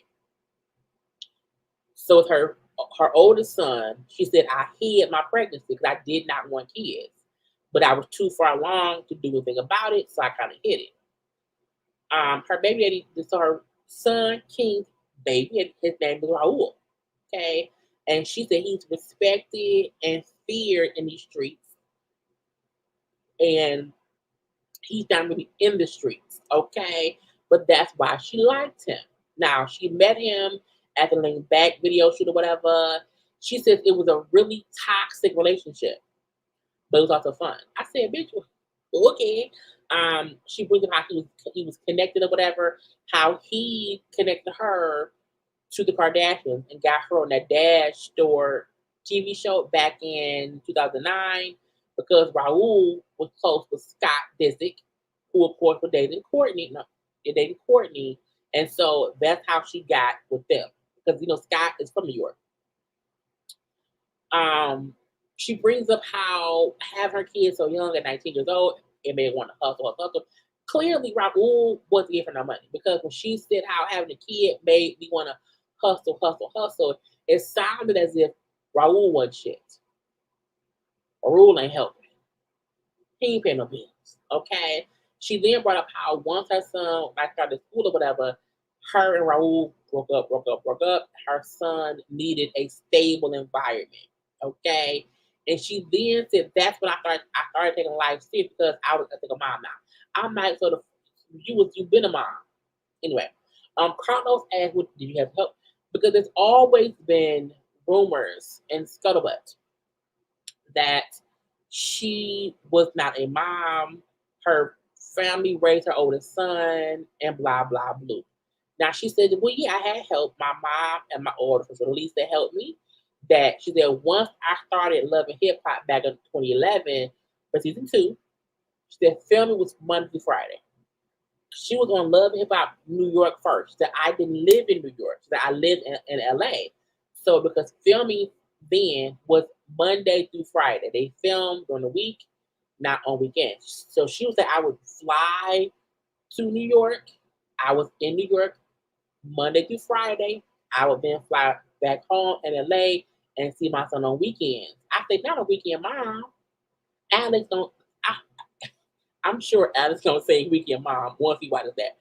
And she was saying that I had to sacrifice time away from my son to work and do this and do that. But I'm like, you moved basically to New York to film a show, so you wasn't a full-time mom. Your mama was. And when she said I retired my mom from working, so basically her mama, she was still working, raising your son, So she's like, I then had to make money to pay, because I was supporting my child, my mom, my sister was helping too. So I was helping. I was like, what? You was really in New York during the week and flew home as to be a weekend mom, and then gonna say, what my mom, and I get it, no one wants strangers watching their children. And I get when you have a good parent, a good grandparent who doesn't mind watching your kid, that's good. But I also feel like, did your mama want to not work and be a full-time babysitter, a full-time grandmama mama? Okay. Now, we know there have been rumors for years that people kept speculating that her son was possibly autistic. And in my opinion, she was saying things around it. I felt like she was avoiding saying, yes, my son is autistic, or even saying, no, my son is not autistic. She was avoiding saying that. While she did say, people assume he's autistic, they assume something's wrong with him from birth. She never says, but he's not autistic. She never said that. She talked about how smart he is, how much he's grown, this and that, and how much she likes to correct the teachers. And to me, I felt like she was speaking around it. Again, she never said he is autistic. What she did say was people insinuated. Okay, she then said, um, even if he was, that isn't the reason I keep him out of the public eye. Because he's at some point in his life, he was like, I don't want to be in the spotlight. I don't want that. I don't want it. And so because he's currently 16 years old and he's about to graduate high school, whatever, she's been protective of her child. Now, she doesn't talk as if she was like, fuck my kid. I think she had the freedom to go and do things, and she went. And she had the support of her mom and her sister who had her kid. And so she just went. She went. I was in videos. I wanted to sing. I wanted to be the next J Lo. Blah blah blah blue. And she was doing that stuff because she had her mama and sister to keep her child. So I feel like, again, she talked around rumors about her son versus saying my son isn't autistic. You know what I'm saying? But her saying if he is, that ain't the reason why I keep him out the spotlight. That would not be the reason. And I'm like, I would say my son isn't autistic. I've heard them was he isn't. And that would have been, my son is not autistic. And the reason I keep him out the spotlight is because he asked me to. So it was a weird her. She just did not come. A lot of this did not come off as authentic as I thought it would. A lot of the conversation seemed like she was thinking about her answers. What can I say? What can I say that isn't going to raise eyebrows? The conversation seemed staged. Like she kind of knew what he would ask her, and so she had certain responses. Okay. She said people says how I don't get why people don't understand why I don't talk about him. It's because he asked me not to. I'm like, I get it. I have photos of all of us together. I have photos of me with him with his siblings or whatever, but I don't post them. He be around, but I don't show it. He just does not want to be in the public eye. And I said, well, that's fine. She gets on her and Love and Hip Hop. Okay. When she said, I love being compared to Evelyn Lozada. Okay. That if Evelyn Lozada was never on Basketball Wives, VH1 would have never casted a Latino or Latina on Love and Hip Hop. She then said, even though Emily B is like Latino, she isn't like an around the way girl. She's more like a classy Latino. I was like, not a classy Latino.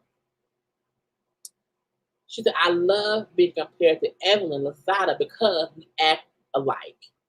We're kind of the same. We're both from the Bronx.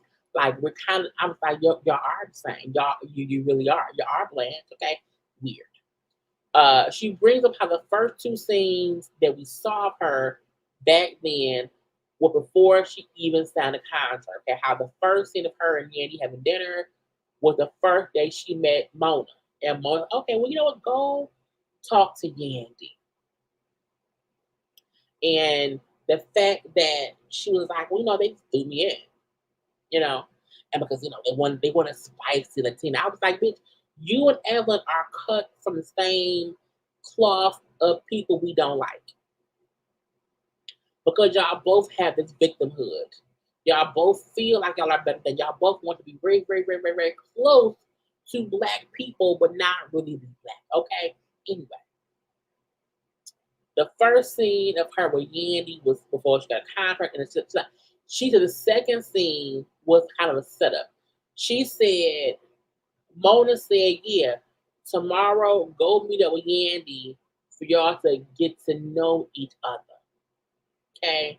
And that was the second day of her meeting Mona and them or whatever and being on set. She had not signed a contract, and she said the second day, Yandy came to her and said, yeah, I was talking to Kimbella about you, and Kimbella was talking shit about you. It's like it was Yandy's fault that she came to set feeling like, oh, I have to be on the defense because Yandy said that Kimbella was talking about me. I was like, nah, well, you know Yandy's messy. Okay. She then said, I felt like, the show was like wrestling. You come here, you fuss a little bit or whatever, you fuss, fight, you make fight. And then after that, it's fine. But shit, I thought Campbell was talking shit about me, so I came in beefing. I was in character. Like it was wrestling. But it was real, real, real. And then it was kind of crazy how the whole fight happened, the first fight on the show. And she said, we left the park and went and got in the white vans. Mona gave me a contract. And she said the contract, she was not even getting paid per episode. They're paying her a per diem and plus her expenses. Per diem means you get paid like $50 a day. Per diem means you get shit for like it's food and snacks. Okay.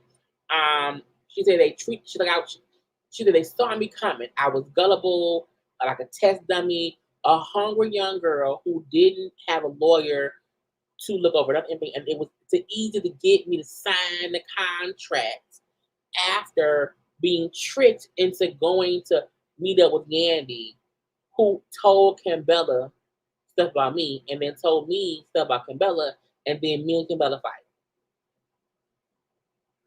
So I was like, man, boom, okay. Carlos said because she wasn't living in in New York, they probably had to pay her, the bare minimum was a per diem.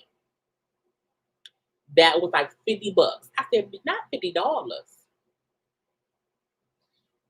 She said, yes, they paid me like an extra, but used me like a main character for a couple seasons. I said, girl,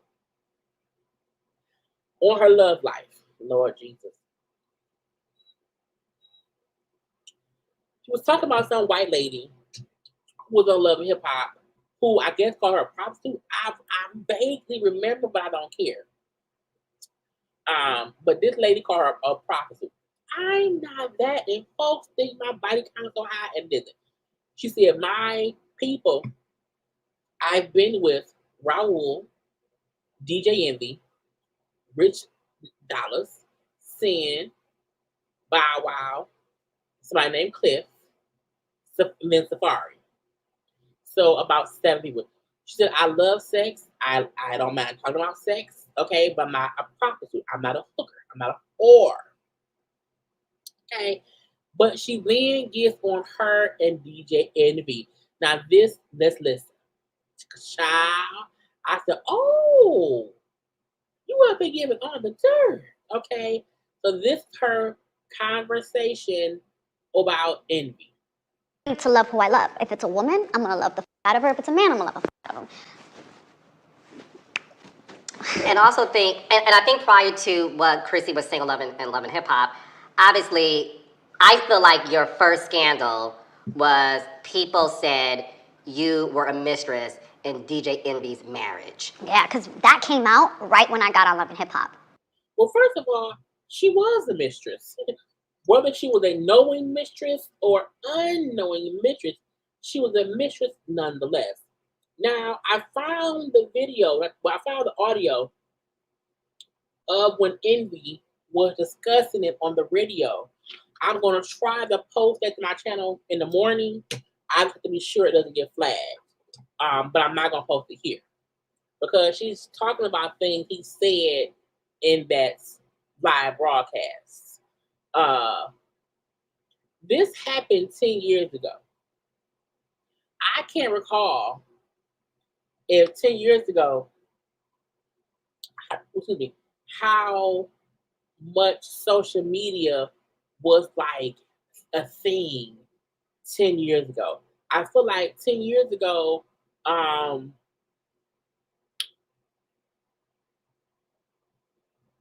DJ Envy wasn't DJ Envy. It was like new then.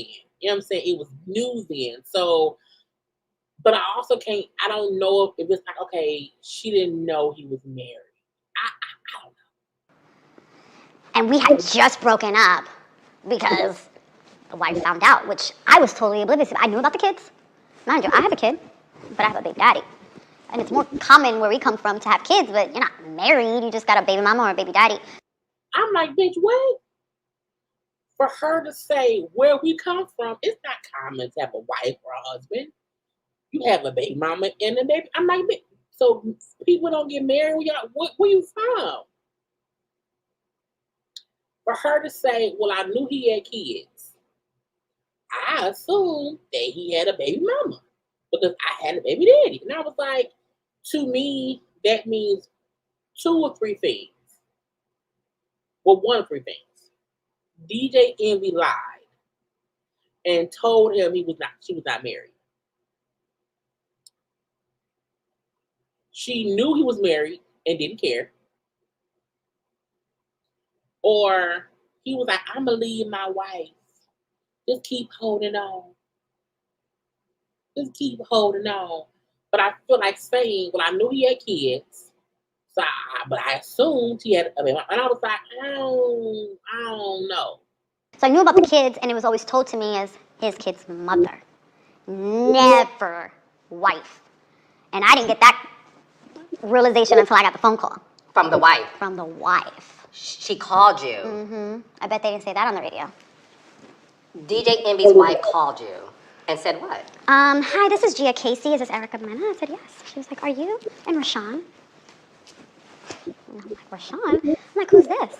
His wife. And I remember this day because I was in New York City with a friend of mine. It was her birthday, and Envy was DJing that night. So we were actually getting ready at a hotel for my friend's birthday to meet up with him, who's DJing in the city, to enjoy her birthday. Girl, this is the thing. Usually, when you had no idea the man you're with had a wife, so you are aware that the wife had no idea he was cheating, you don't have that smug response to, I bet you they didn't tell on the radio that she called me. Well, yeah, the wife called the woman who she thought was sleeping with her husband. Erica still has this sense of nah. He didn't claim you. Nah. So it's weird to me that she's not speaking of this from a point of, I was an unknowing participant in that man cheating. She was, no, let me say how much of a couple me and him was. Even though I now know he was lying to his wife and lying to me. No, let me still speak from a place of nah. I was in a hotel room getting dressed to go meet your husband.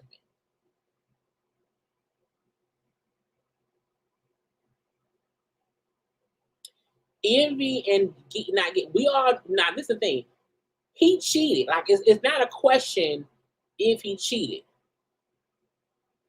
at all. We know he cheated.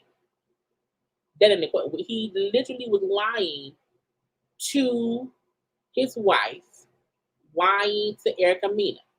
That part we know fact. So we know the affair did happen. And when Gia found out and Gia called Mena, Gia then got pissed and left DJ Envy. Envy then went on the radio pleading for Gia, and saying how he was round here, head got too big, thought he, had to go cheat because his wife was oh so good and she can get somebody better than him, and he was cheating with somebody who was beneath him, and blah, blah, blah, blah, blah.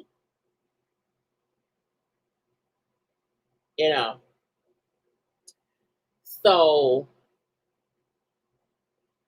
it all came out publicly, and it's like a 10-minute call.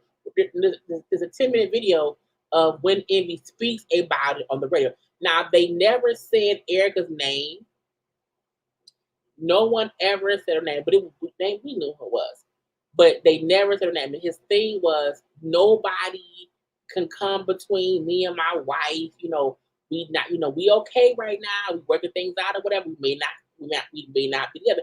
And my thought process is, when Erica found out that Envy was married, can't nobody except our Lord and Savior Jesus Christ tell me that Erica wasn't saying, that's my man, and we together, and I ain't know about you, and I had your man. Can't nobody tell me that when Gia talked to Erica, that wasn't Erica's response. We know how she is. Envy was dead ass wrong. But I feel like Envy saying, can't nobody, ain't nobody better than my wife, and can't nobody take me from my wife, blah, blah, blah, blah. First of all, you should have been cheating. You should not have been cheating in the first place. If that's your fault. That's your fault. But I also feel like once Erica got checked or called by or confronted over the phone by, Gia, she probably did say, that's my man. I've been with him. We've been together. I don't even know about you. Ain't you just his baby mama? And that's probably why he went and had to publicly say these things, because of what Erica said to his wife. And that's my opinion. That was like so coming out, okay, and then I just left King's father. This was my first relationship from that. And right away, he showered me with money, gifts, trips. Envy did? Yeah. How did you meet him? Through a mutual friend at a strip club called Jersey Girls. Yeah, he was a DJ every night. I was hosting that night. That's how we met. And he approached you? Well, a mutual friend. Okay. I saw him in the DJ booth. I was like, damn, he's cute. And I told the girl that we're mutual friends with. And she's like, oh, that's my brother. Come here. And not even she told me he was married. The reason, in my opinion, that no one told her that man was married was because everybody knew that man was married. They probably also knew that Envy was out here in these streets, but people knew that he was married. The same way people knew that Charlamagne had a girlfriend, fiance, wife, at home, baby mom, whatever, and he was out there cheating. Okay? So sometimes the reason why people don't tell people that folks is married is because everybody know that person's married. Barack's wife, Michelle? You know he married. Girl, you don't know Barack married. You know.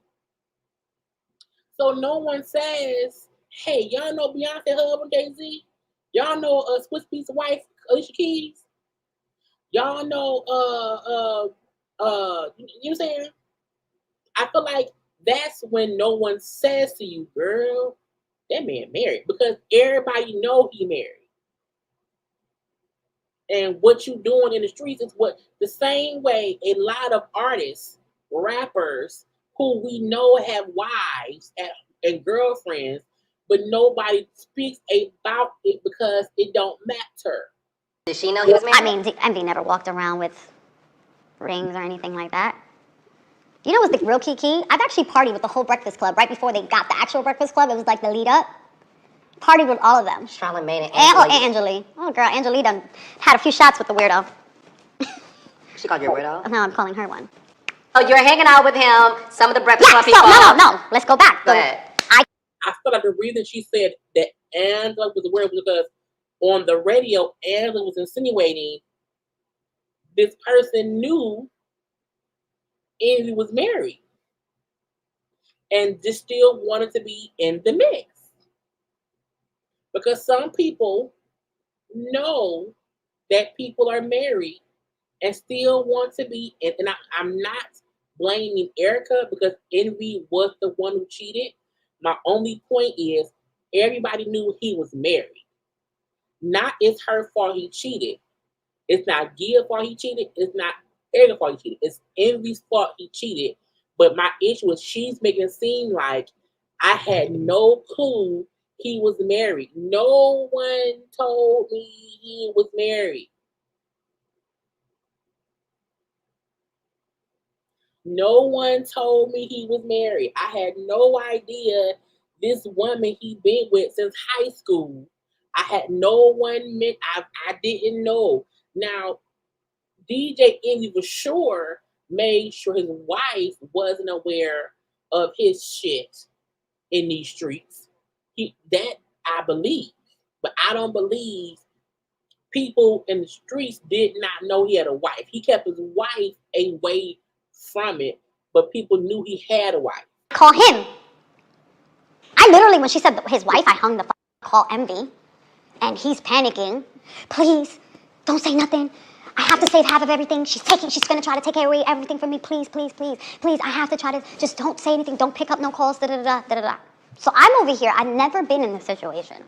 Right. So now you're saying this married man begged you to not talk to his wife because God forbid his wife knows the truth, he's gonna lose it all. So I need you to just be quiet. Here's this man that's been doting over me, showering me. You know, I'm starting to fall for him.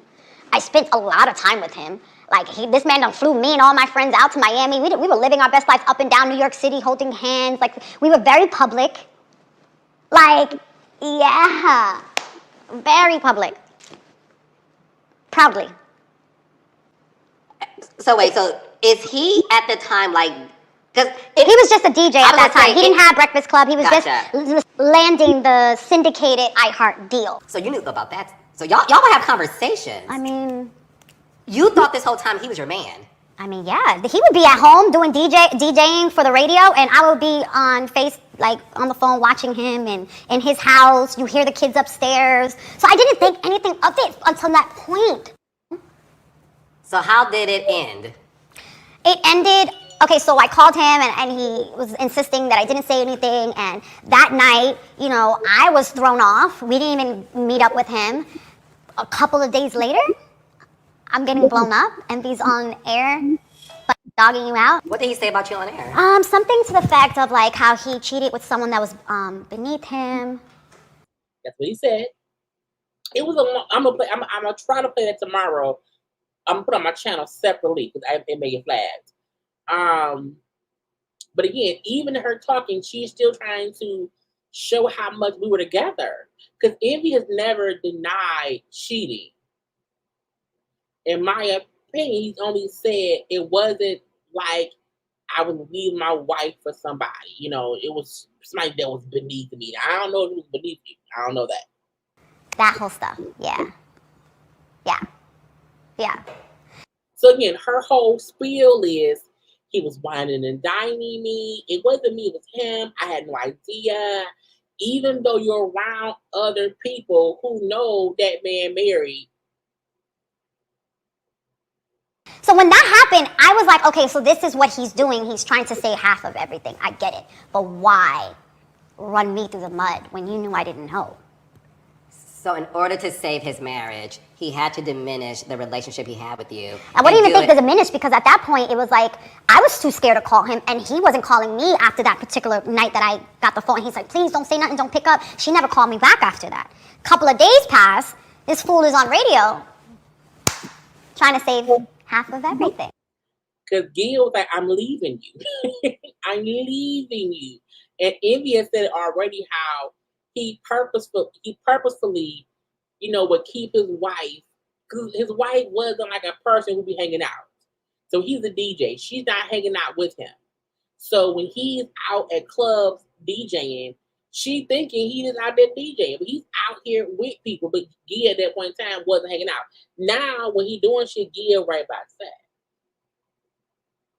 Right by his side. And at one point, I was just like, okay, I'm never going to speak to him again regardless. I don't care if he doesn't call me. So I was okay with us not being in communication because it was like, married? Like, I got what I got. I could walk away, lesson learned, you know, and that was my first real lesson. Like, oh, these men really be out here living double lives. Like, they have kids, but the kid's mother is their wife. You know, that was the reality of like, oh, you know, growing up, we don't really see marriages and stuff like that growing up. Where did you grow up? Where did you live where nobody was married? I don't know that. I see. I was raised different. You know, my mom and my birth father was married until my mom left him, and when she got divorced, when she met my dad, they were married up to my dad passed away. All my grandparents were married. I've had aunts and uncles. I've always seen marriages. So the fact that I've never seen marriage. So you know we don't do. I'm like, bitch, you lying. So it wasn't, you know, I didn't think like, oh, the kid, is he married? He has kids? I'm just thinking, oh, he has a baby mama, because that was kind of my situation. Ignorant thinking, but I didn't know any better at that time. Definitely didn't. This is my first industry relationship, technically. Real deal. First industry. Well, Raul too, but I mean like real forefront. Yeah, but this is different. This is Yeah, different. it's different. And he was able to shower me with gifts and stuff, which is, I never had that. So it was like a different embracement. I was loving it, and who wouldn't, you know? But then to get smacked with that reality, I was like, oh, okay, then.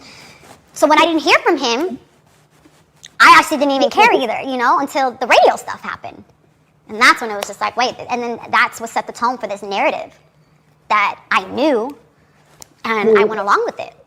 You know what I'm saying? And it's up, especially on his point, because it's like, you know, you having daughters yourself, you know, to dog me out the way you did just to save face. I mean, you could at least given me a decent heads up if you're going to go that low. But I mean, you listen to it, you can tell. Not giving heads up. Every word he used to kind of bring me down was his building block in desperation to try to fix his broken home. And I don't want to talk about it too much because it's safe to say they're still together. Mm-hmm. God bless them. And they have beautiful kids that are old enough. Yes. But I do feel like I am owed to clarify on my... Girl, bye. This situation that happened 10 years ago that both y'all then moved on to, ma'am, why? Ma'am, why? Not in this part, but I don't know if that'll come up in part 2. I'm not sure. If she'll talk about Rich in part 2, she did not talk about Rich in part 1. She's lying. I go on dates. I asked, "Are you married? Fake married? Like, married? Get a divorce?" She didn't care because he was paying.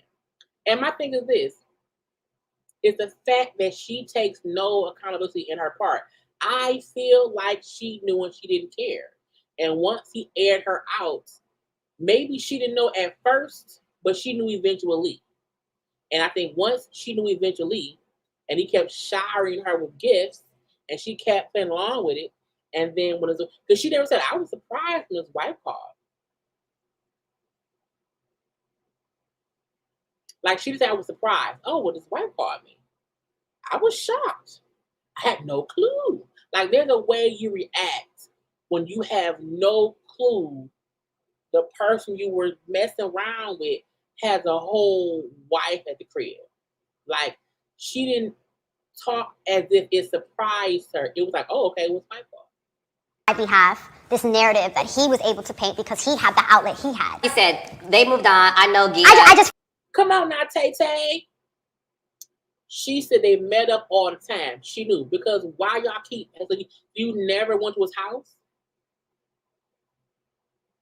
Y'all were together. He's showering you with gifts, taking you on trips, but you've never been to his house. You getting ready in hotels because you're meeting up at clubs. feel like it's important. The thing, this is your time to tell your story, and I think what you said is right. I know them too. They're great people. They stay together, and they told their story, and They even wrote a book about it. yeah, and this is your story, and, Yeah. it's not. I don't want to, you know, especially knowing that they have old enough kids, and just out of the respect for the fact that they made it through whatever they went through, you know, and obviously it was a dark time, you know, for him and her when I was unknowingly in this up scenario. Girl, bye. Girl, bye. Girl, bye. Again, not blaming her for the affair, but she knew that man right. Okay, now her and Safari. At one point, she said Safari had been chasing her for 3 years. Okay, chasing her for 3 years before, you know, they got together eventually or whatever. She said at first she was not even attracted to him.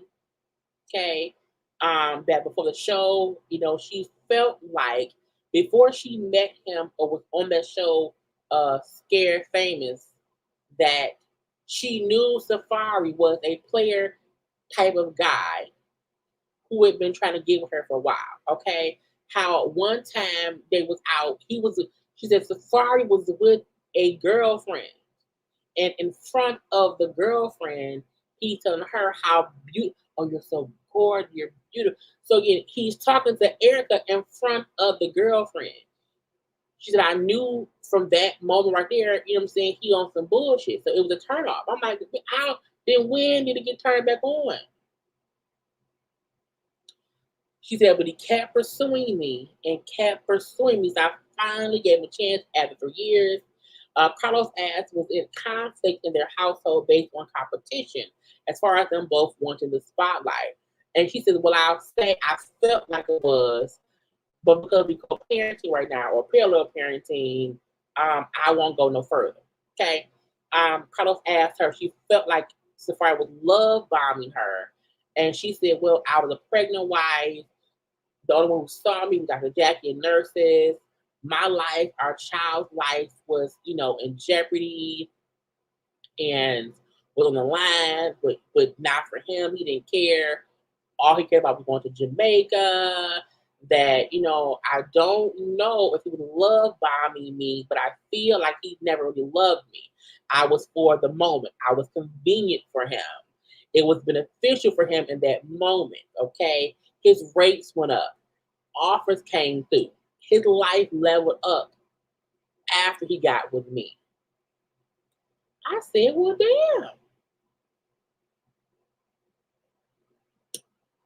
Okay.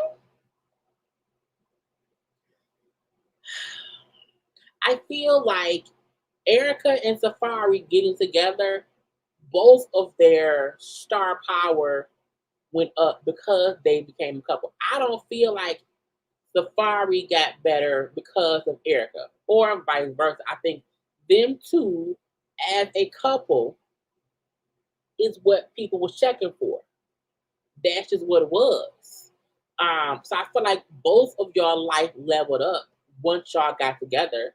I feel like both of y'all had more offers once y'all got together. I think both of y'all lives got better financially, you know, show-wise, because it was then 2-for-1.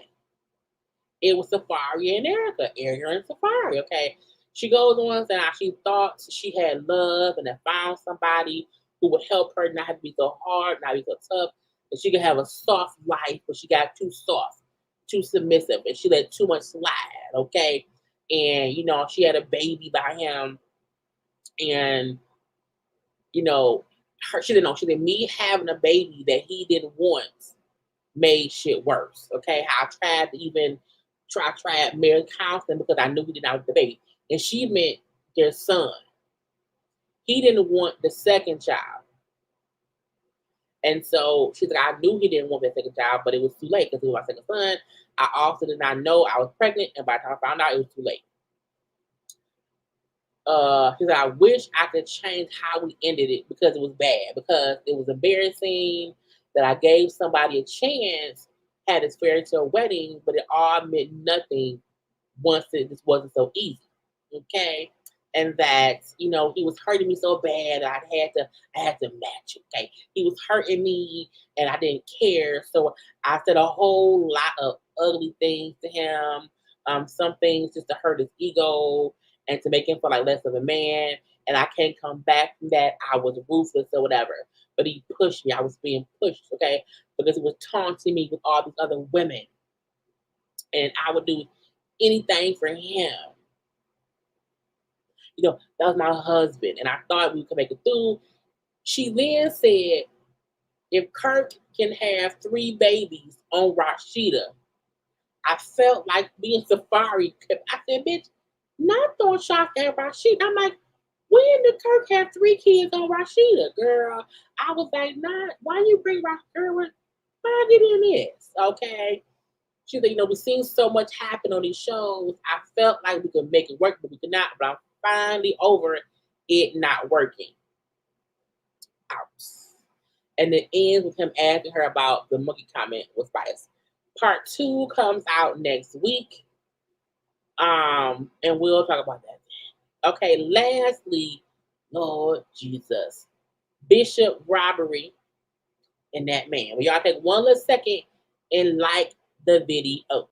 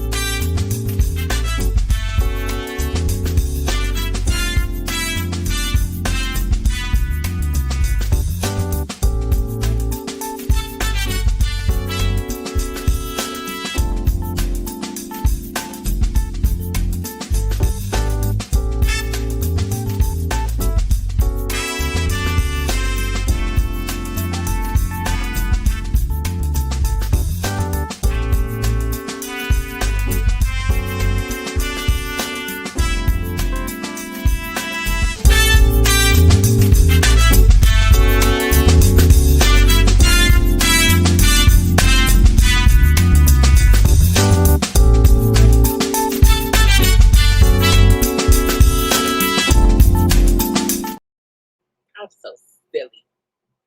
Anyway, so Bishop Robbery was around here being, you know, a fool. Okay. For no damn reason. Now, I don't know why he felt like he had to come around here and check folk. Now he was on live for an hour. Okay.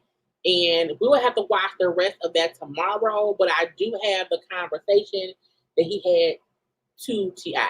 Now, I said, Bishop, why you upset?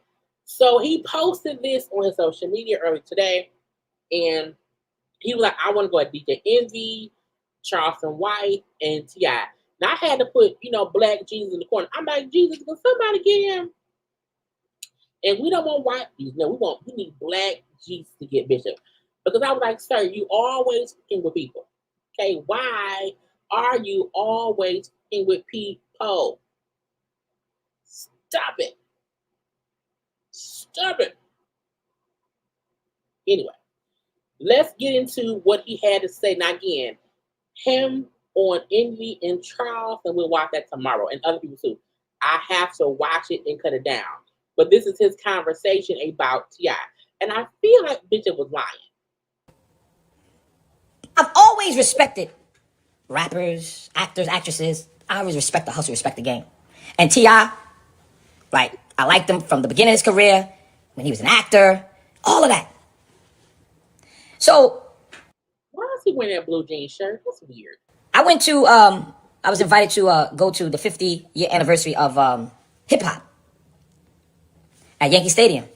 So I'm back there, and I tell you, man, hip hop loves Bishop. And everybody loved me, want to take pictures with me and everything. Are you sure? Are you lying? Whatever. So I ran into one of my close friends that I haven't spoken to in a long time, Jermaine Dupri. Do y'all really believe Bishop Robbery and Jermaine Dupri are great friends? they are best friends from back in the day. Do y'all believe? I don't really believe. I don't know if that's true. I don't know. Me and him that's one of my boys. He knew me way back. And he was like, yo, what's up, man? So we was talking, we was laughing, we was giggling. He was like, I really know you, right? Pretty much saying like, Bishop, I know you're not no sucker because I know where you come from. So I said, Jay, I'm going to see you when I go over. So I had to go to the bathroom and I went to go check Fat Joe. I said, listen, I got to see him before he perform. I'll come back around and see you. So when I finished with Fat Joe and them, I come back around to go by the stage. It so happened that T.I. was coming from performing. Mm-hmm. So I said, what's up, man? He said, what's up? Mm-hmm. I don't know him like that, but I guess he do know me. Bishop, the fact that you don't say you don't know T.I., but T.I. know you, sir, a bullshit.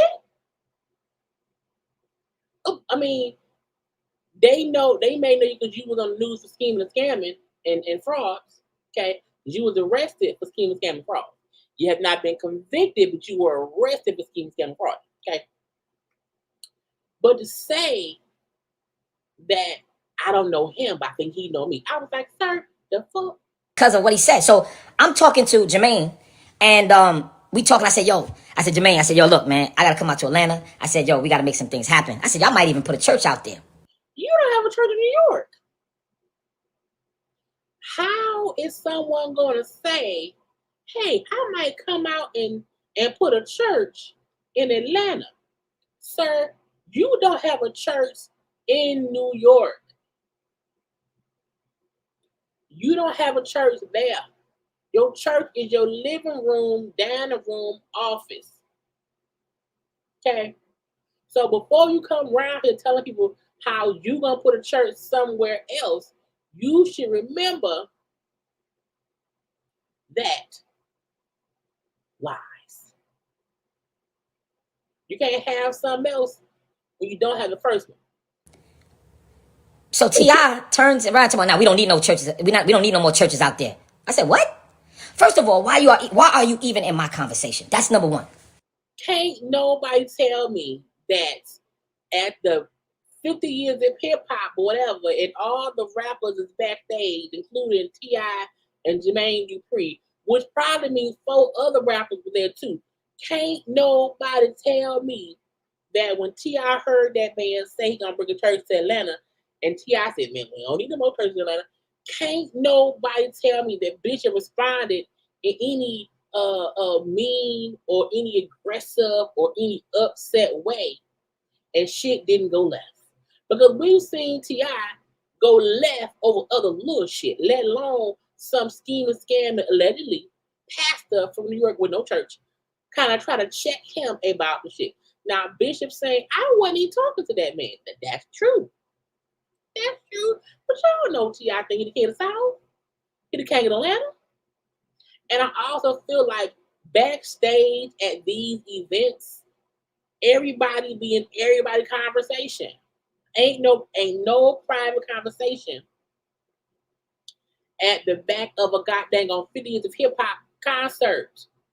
Okay? Whatever anyone said, if someone over here, they're gonna reply. Man, you ain't gonna bring no church. You can't convince, you're lying. You're a bald-headed lie. That's number one. Right, number one, you're lying. And the only thing that I'm saying in my head, Bishop, calm down, because I don't understand why y'all think Bishop equals sucker or pastor equals punk. Who called you a punk? Who called you a punk? Did T.I. call you a punk? T.I. could have called you a punk. Or minister or reverend equals floor mat. I don't even understand why you in my conversation, number one. I wasn't even talking to you. Sir, you not even in hip hop. They weren't talking to you. And anybody who feel like you are in other people's environments and you think people are not going to interject to a conversation out in the wild and you're going to bring them into Atlanta, somebody may say, nah, we don't need that here. No, we good. Number two, I say, he says to me, we don't need no more churches out there. We good. So I said, what? He said, He didn't say what? He didn't say what? He didn't say what? He didn't say what? He didn't say what? He lied. We have seen T.I. We have seen T.I. So the fact that Bishop Robert wants us to believe he was checking T.I., to me, this don't make no sense. Because, you know, T.I. always ready to pop off. Always ready to pop off. So it's weird that and I'm like, first of all, this event happened a few weeks ago. But you bring it up now? Okay. we don't need no other churches. I said, why not? And he says, because I don't feel that people should have to pay for the word of God. I also feel like, why are you talking like T.I. was mad? Why are you talking like T.I. was upset? It seemed like T.I. overheard you saying, you know, you want to bring another church to Atlanta. He said, man, we don't even need that here. You know, there's already too many churches in Atlanta, and I don't feel like, you know what I'm saying, people should be paying for the word of God. It seemed like it was a conversation. The word of God is free. But yet, you just got on stage. T.I. ain't no pastor. And I know you didn't get up there for free. He ain't no pastor. T.I. is not speaking the word of God at all. I know you didn't get up there for free. He don't have to. He's a rapper. So how are you sitting here saying that we preachers are not supposed to be compensated for what God has employed us to do? You on God payroll? How much God pay? Because God employed y'all? Look, there's a difference between having a house of God than that the people is paying for the house of God to be maintained versus people paying the pastors all the monies for nothing. You know, it could be, I heard that you allegedly stole that lady money from her, who was a parishioner or not a parishioner, and felt like people should not be giving their money to pastors because they don't get nothing in return. Okay, it could be a double that sword. Okay, but I'm like, how are you comparing somebody being a rapper to being a pastor reading the Bible? So you go up there and you rap and you get whatever, how much you get. I don't know, 50, 100,000, 200,000. I don't know what your purse is. But then you come off and you tell me God's word should be free. He said, I mean, anybody can read the Bible. It's always up for interpretation. But you saying that you was on God's payroll because God hired you to be a bishop. So does that mean God's supposed to pay you or us?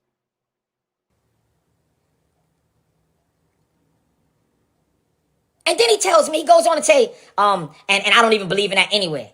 I can probably teach you some things. Let's do it then. Let's do it. That let me know this wasn't any kind of tense argument. This was a conversation between two people. Basically, it wasn't nothing. What I do feel like Bishop was trying to bait T.I. into cussing his ass out and saying, look, man, I don't know what you want me to do, sir, but don't bring it down the line. Okay? Don't do it. Because T.I. will argue back. T.I. will fuck. T.I. might fight you. D.L. Hughley, no. Larry Reid, no. Tasha K, no. T.I. will fight you. But it was such a condescending conversation, and all I was saying in my mind was, chill out, because I start tweaking. Why are you tweaking? God's workers can't be tweaking. That's not how it is. Don't do that. And why are you making it seem like I have to prevent myself from beating T.I.'s ass? I don't want to beat T.I.'s ass. And then my publicist, Leslie, grabs me. Right? Like, come on, Bishop, come on. And Jermaine, he steps back because Jermaine knows me. Not Jermaine know you enough. So Jermaine Dupree stepped back so that you could possibly beat up T.I. You want us to believe that Jermaine Dupree gave you space and opportunity to possibly bum rush and fight T.I. backstage at the 50 Years of Hip Hop concert? Okay. He knows Bishop. We know T.I. We've seen his record. Before I was a minister.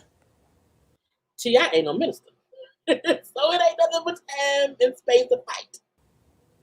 So I'm saying to myself, how in the world can you sit here and talk about we don't need no more churches?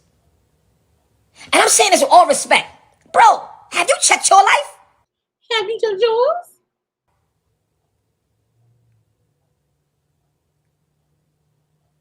Have you checked your life? Have you checked yours? The debacle of your life? The debacle of yours. I'm going to leave it right there because, like I told him, we got to have another conversation.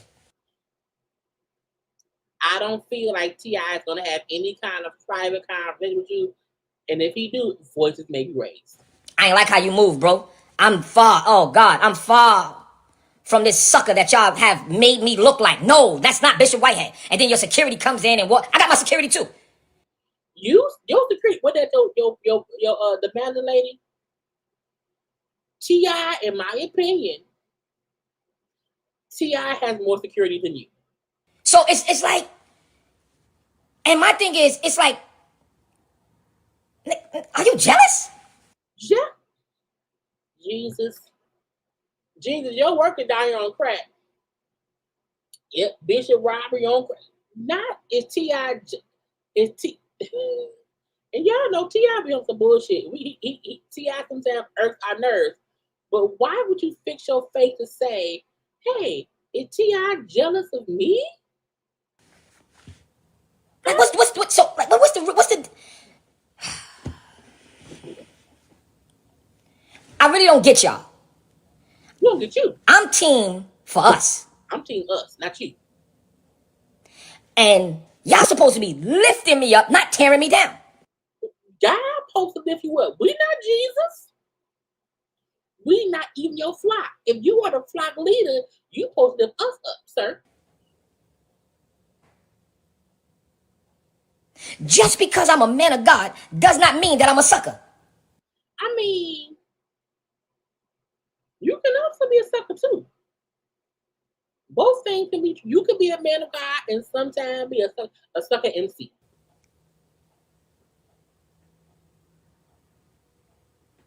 Here goes somebody, oh, come on, T.I.'s not just. How do you know? Like, that's what I say. You guys have your own opinion. Do what you will, do what you want. But at the end of the day, right, I can say more, Mm-hmm. but I'm going to leave it there because you don't want T.I. to come tap your shoulder. I'm not the type of person that throws disrespect. I don't do that. You do all day. You do all day. I don't do that. I'm going to say what I say, and I'm going to mean what I say. Are you sure? But don't sit here and tell me that, like, you the president of Atlanta. No. I mean, people call that man the king of Atlanta. What do you mean? I'm not from Atlanta. I'm not. But I have never not heard of people refer to T.I. as the king of. That's why they say he get away with all kinds of things in Atlanta.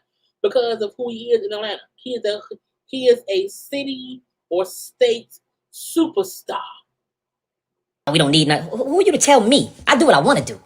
But I had to chill. My publicist like, Bishop. So your publicist grabbed you back for national security?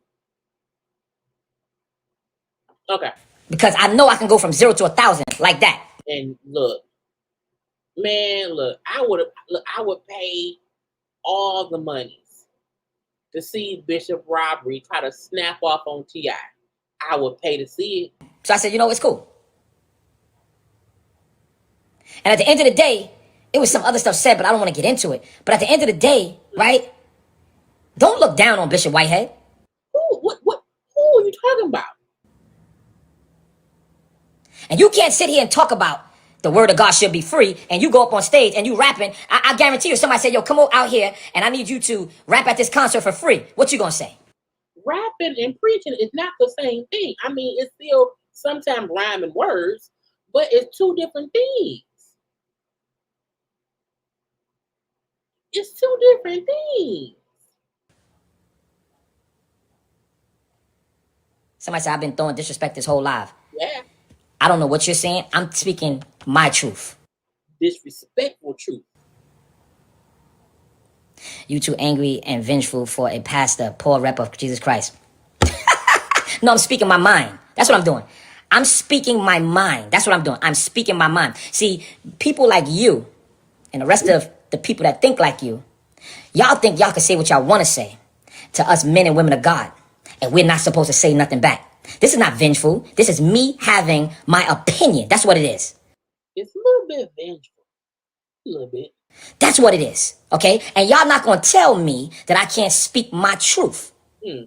No. I got to say something about this because that's how y'all think. Why didn't you say any of this to T.I.? Why did you bring it to the internet? You literally brought a private one-on-one or one-on-three conversation to the internet, to the peoples. And now we ain't talking about it. I think that we supposed to shut up and lay down. Negro, please. I wish I would.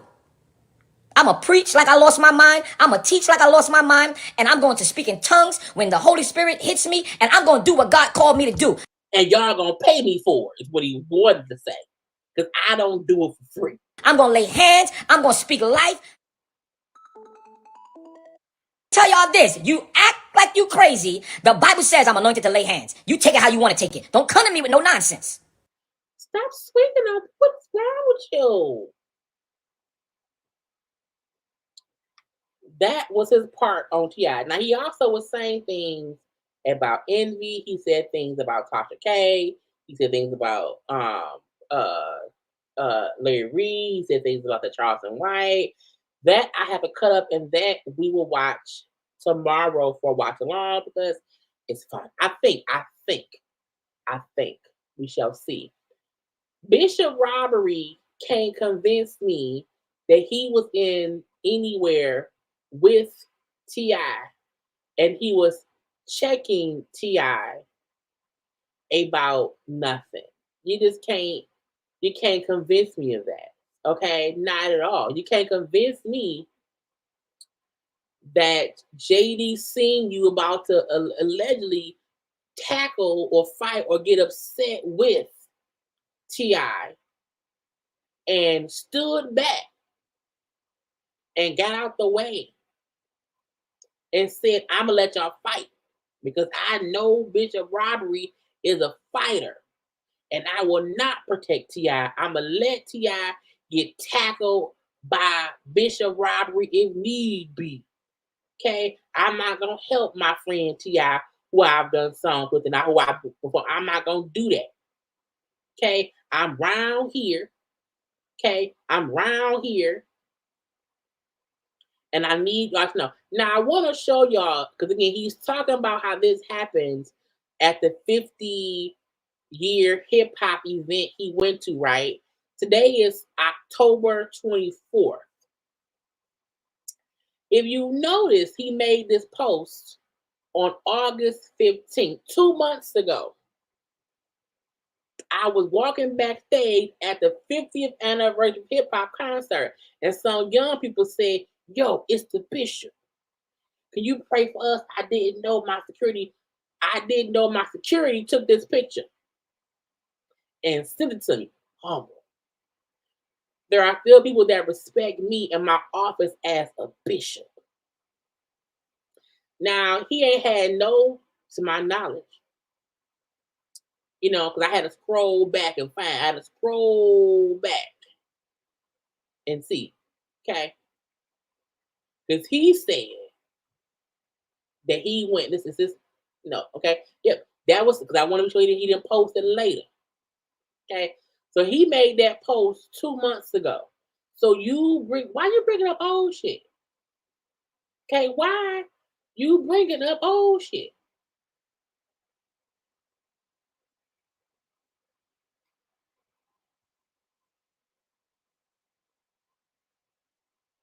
I'm just wondering.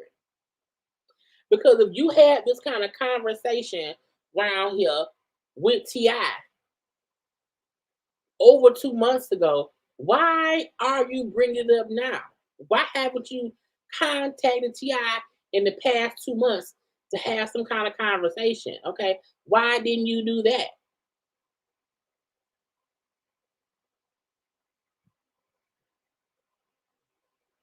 And I didn't know my if your security that's gonna get you tackled.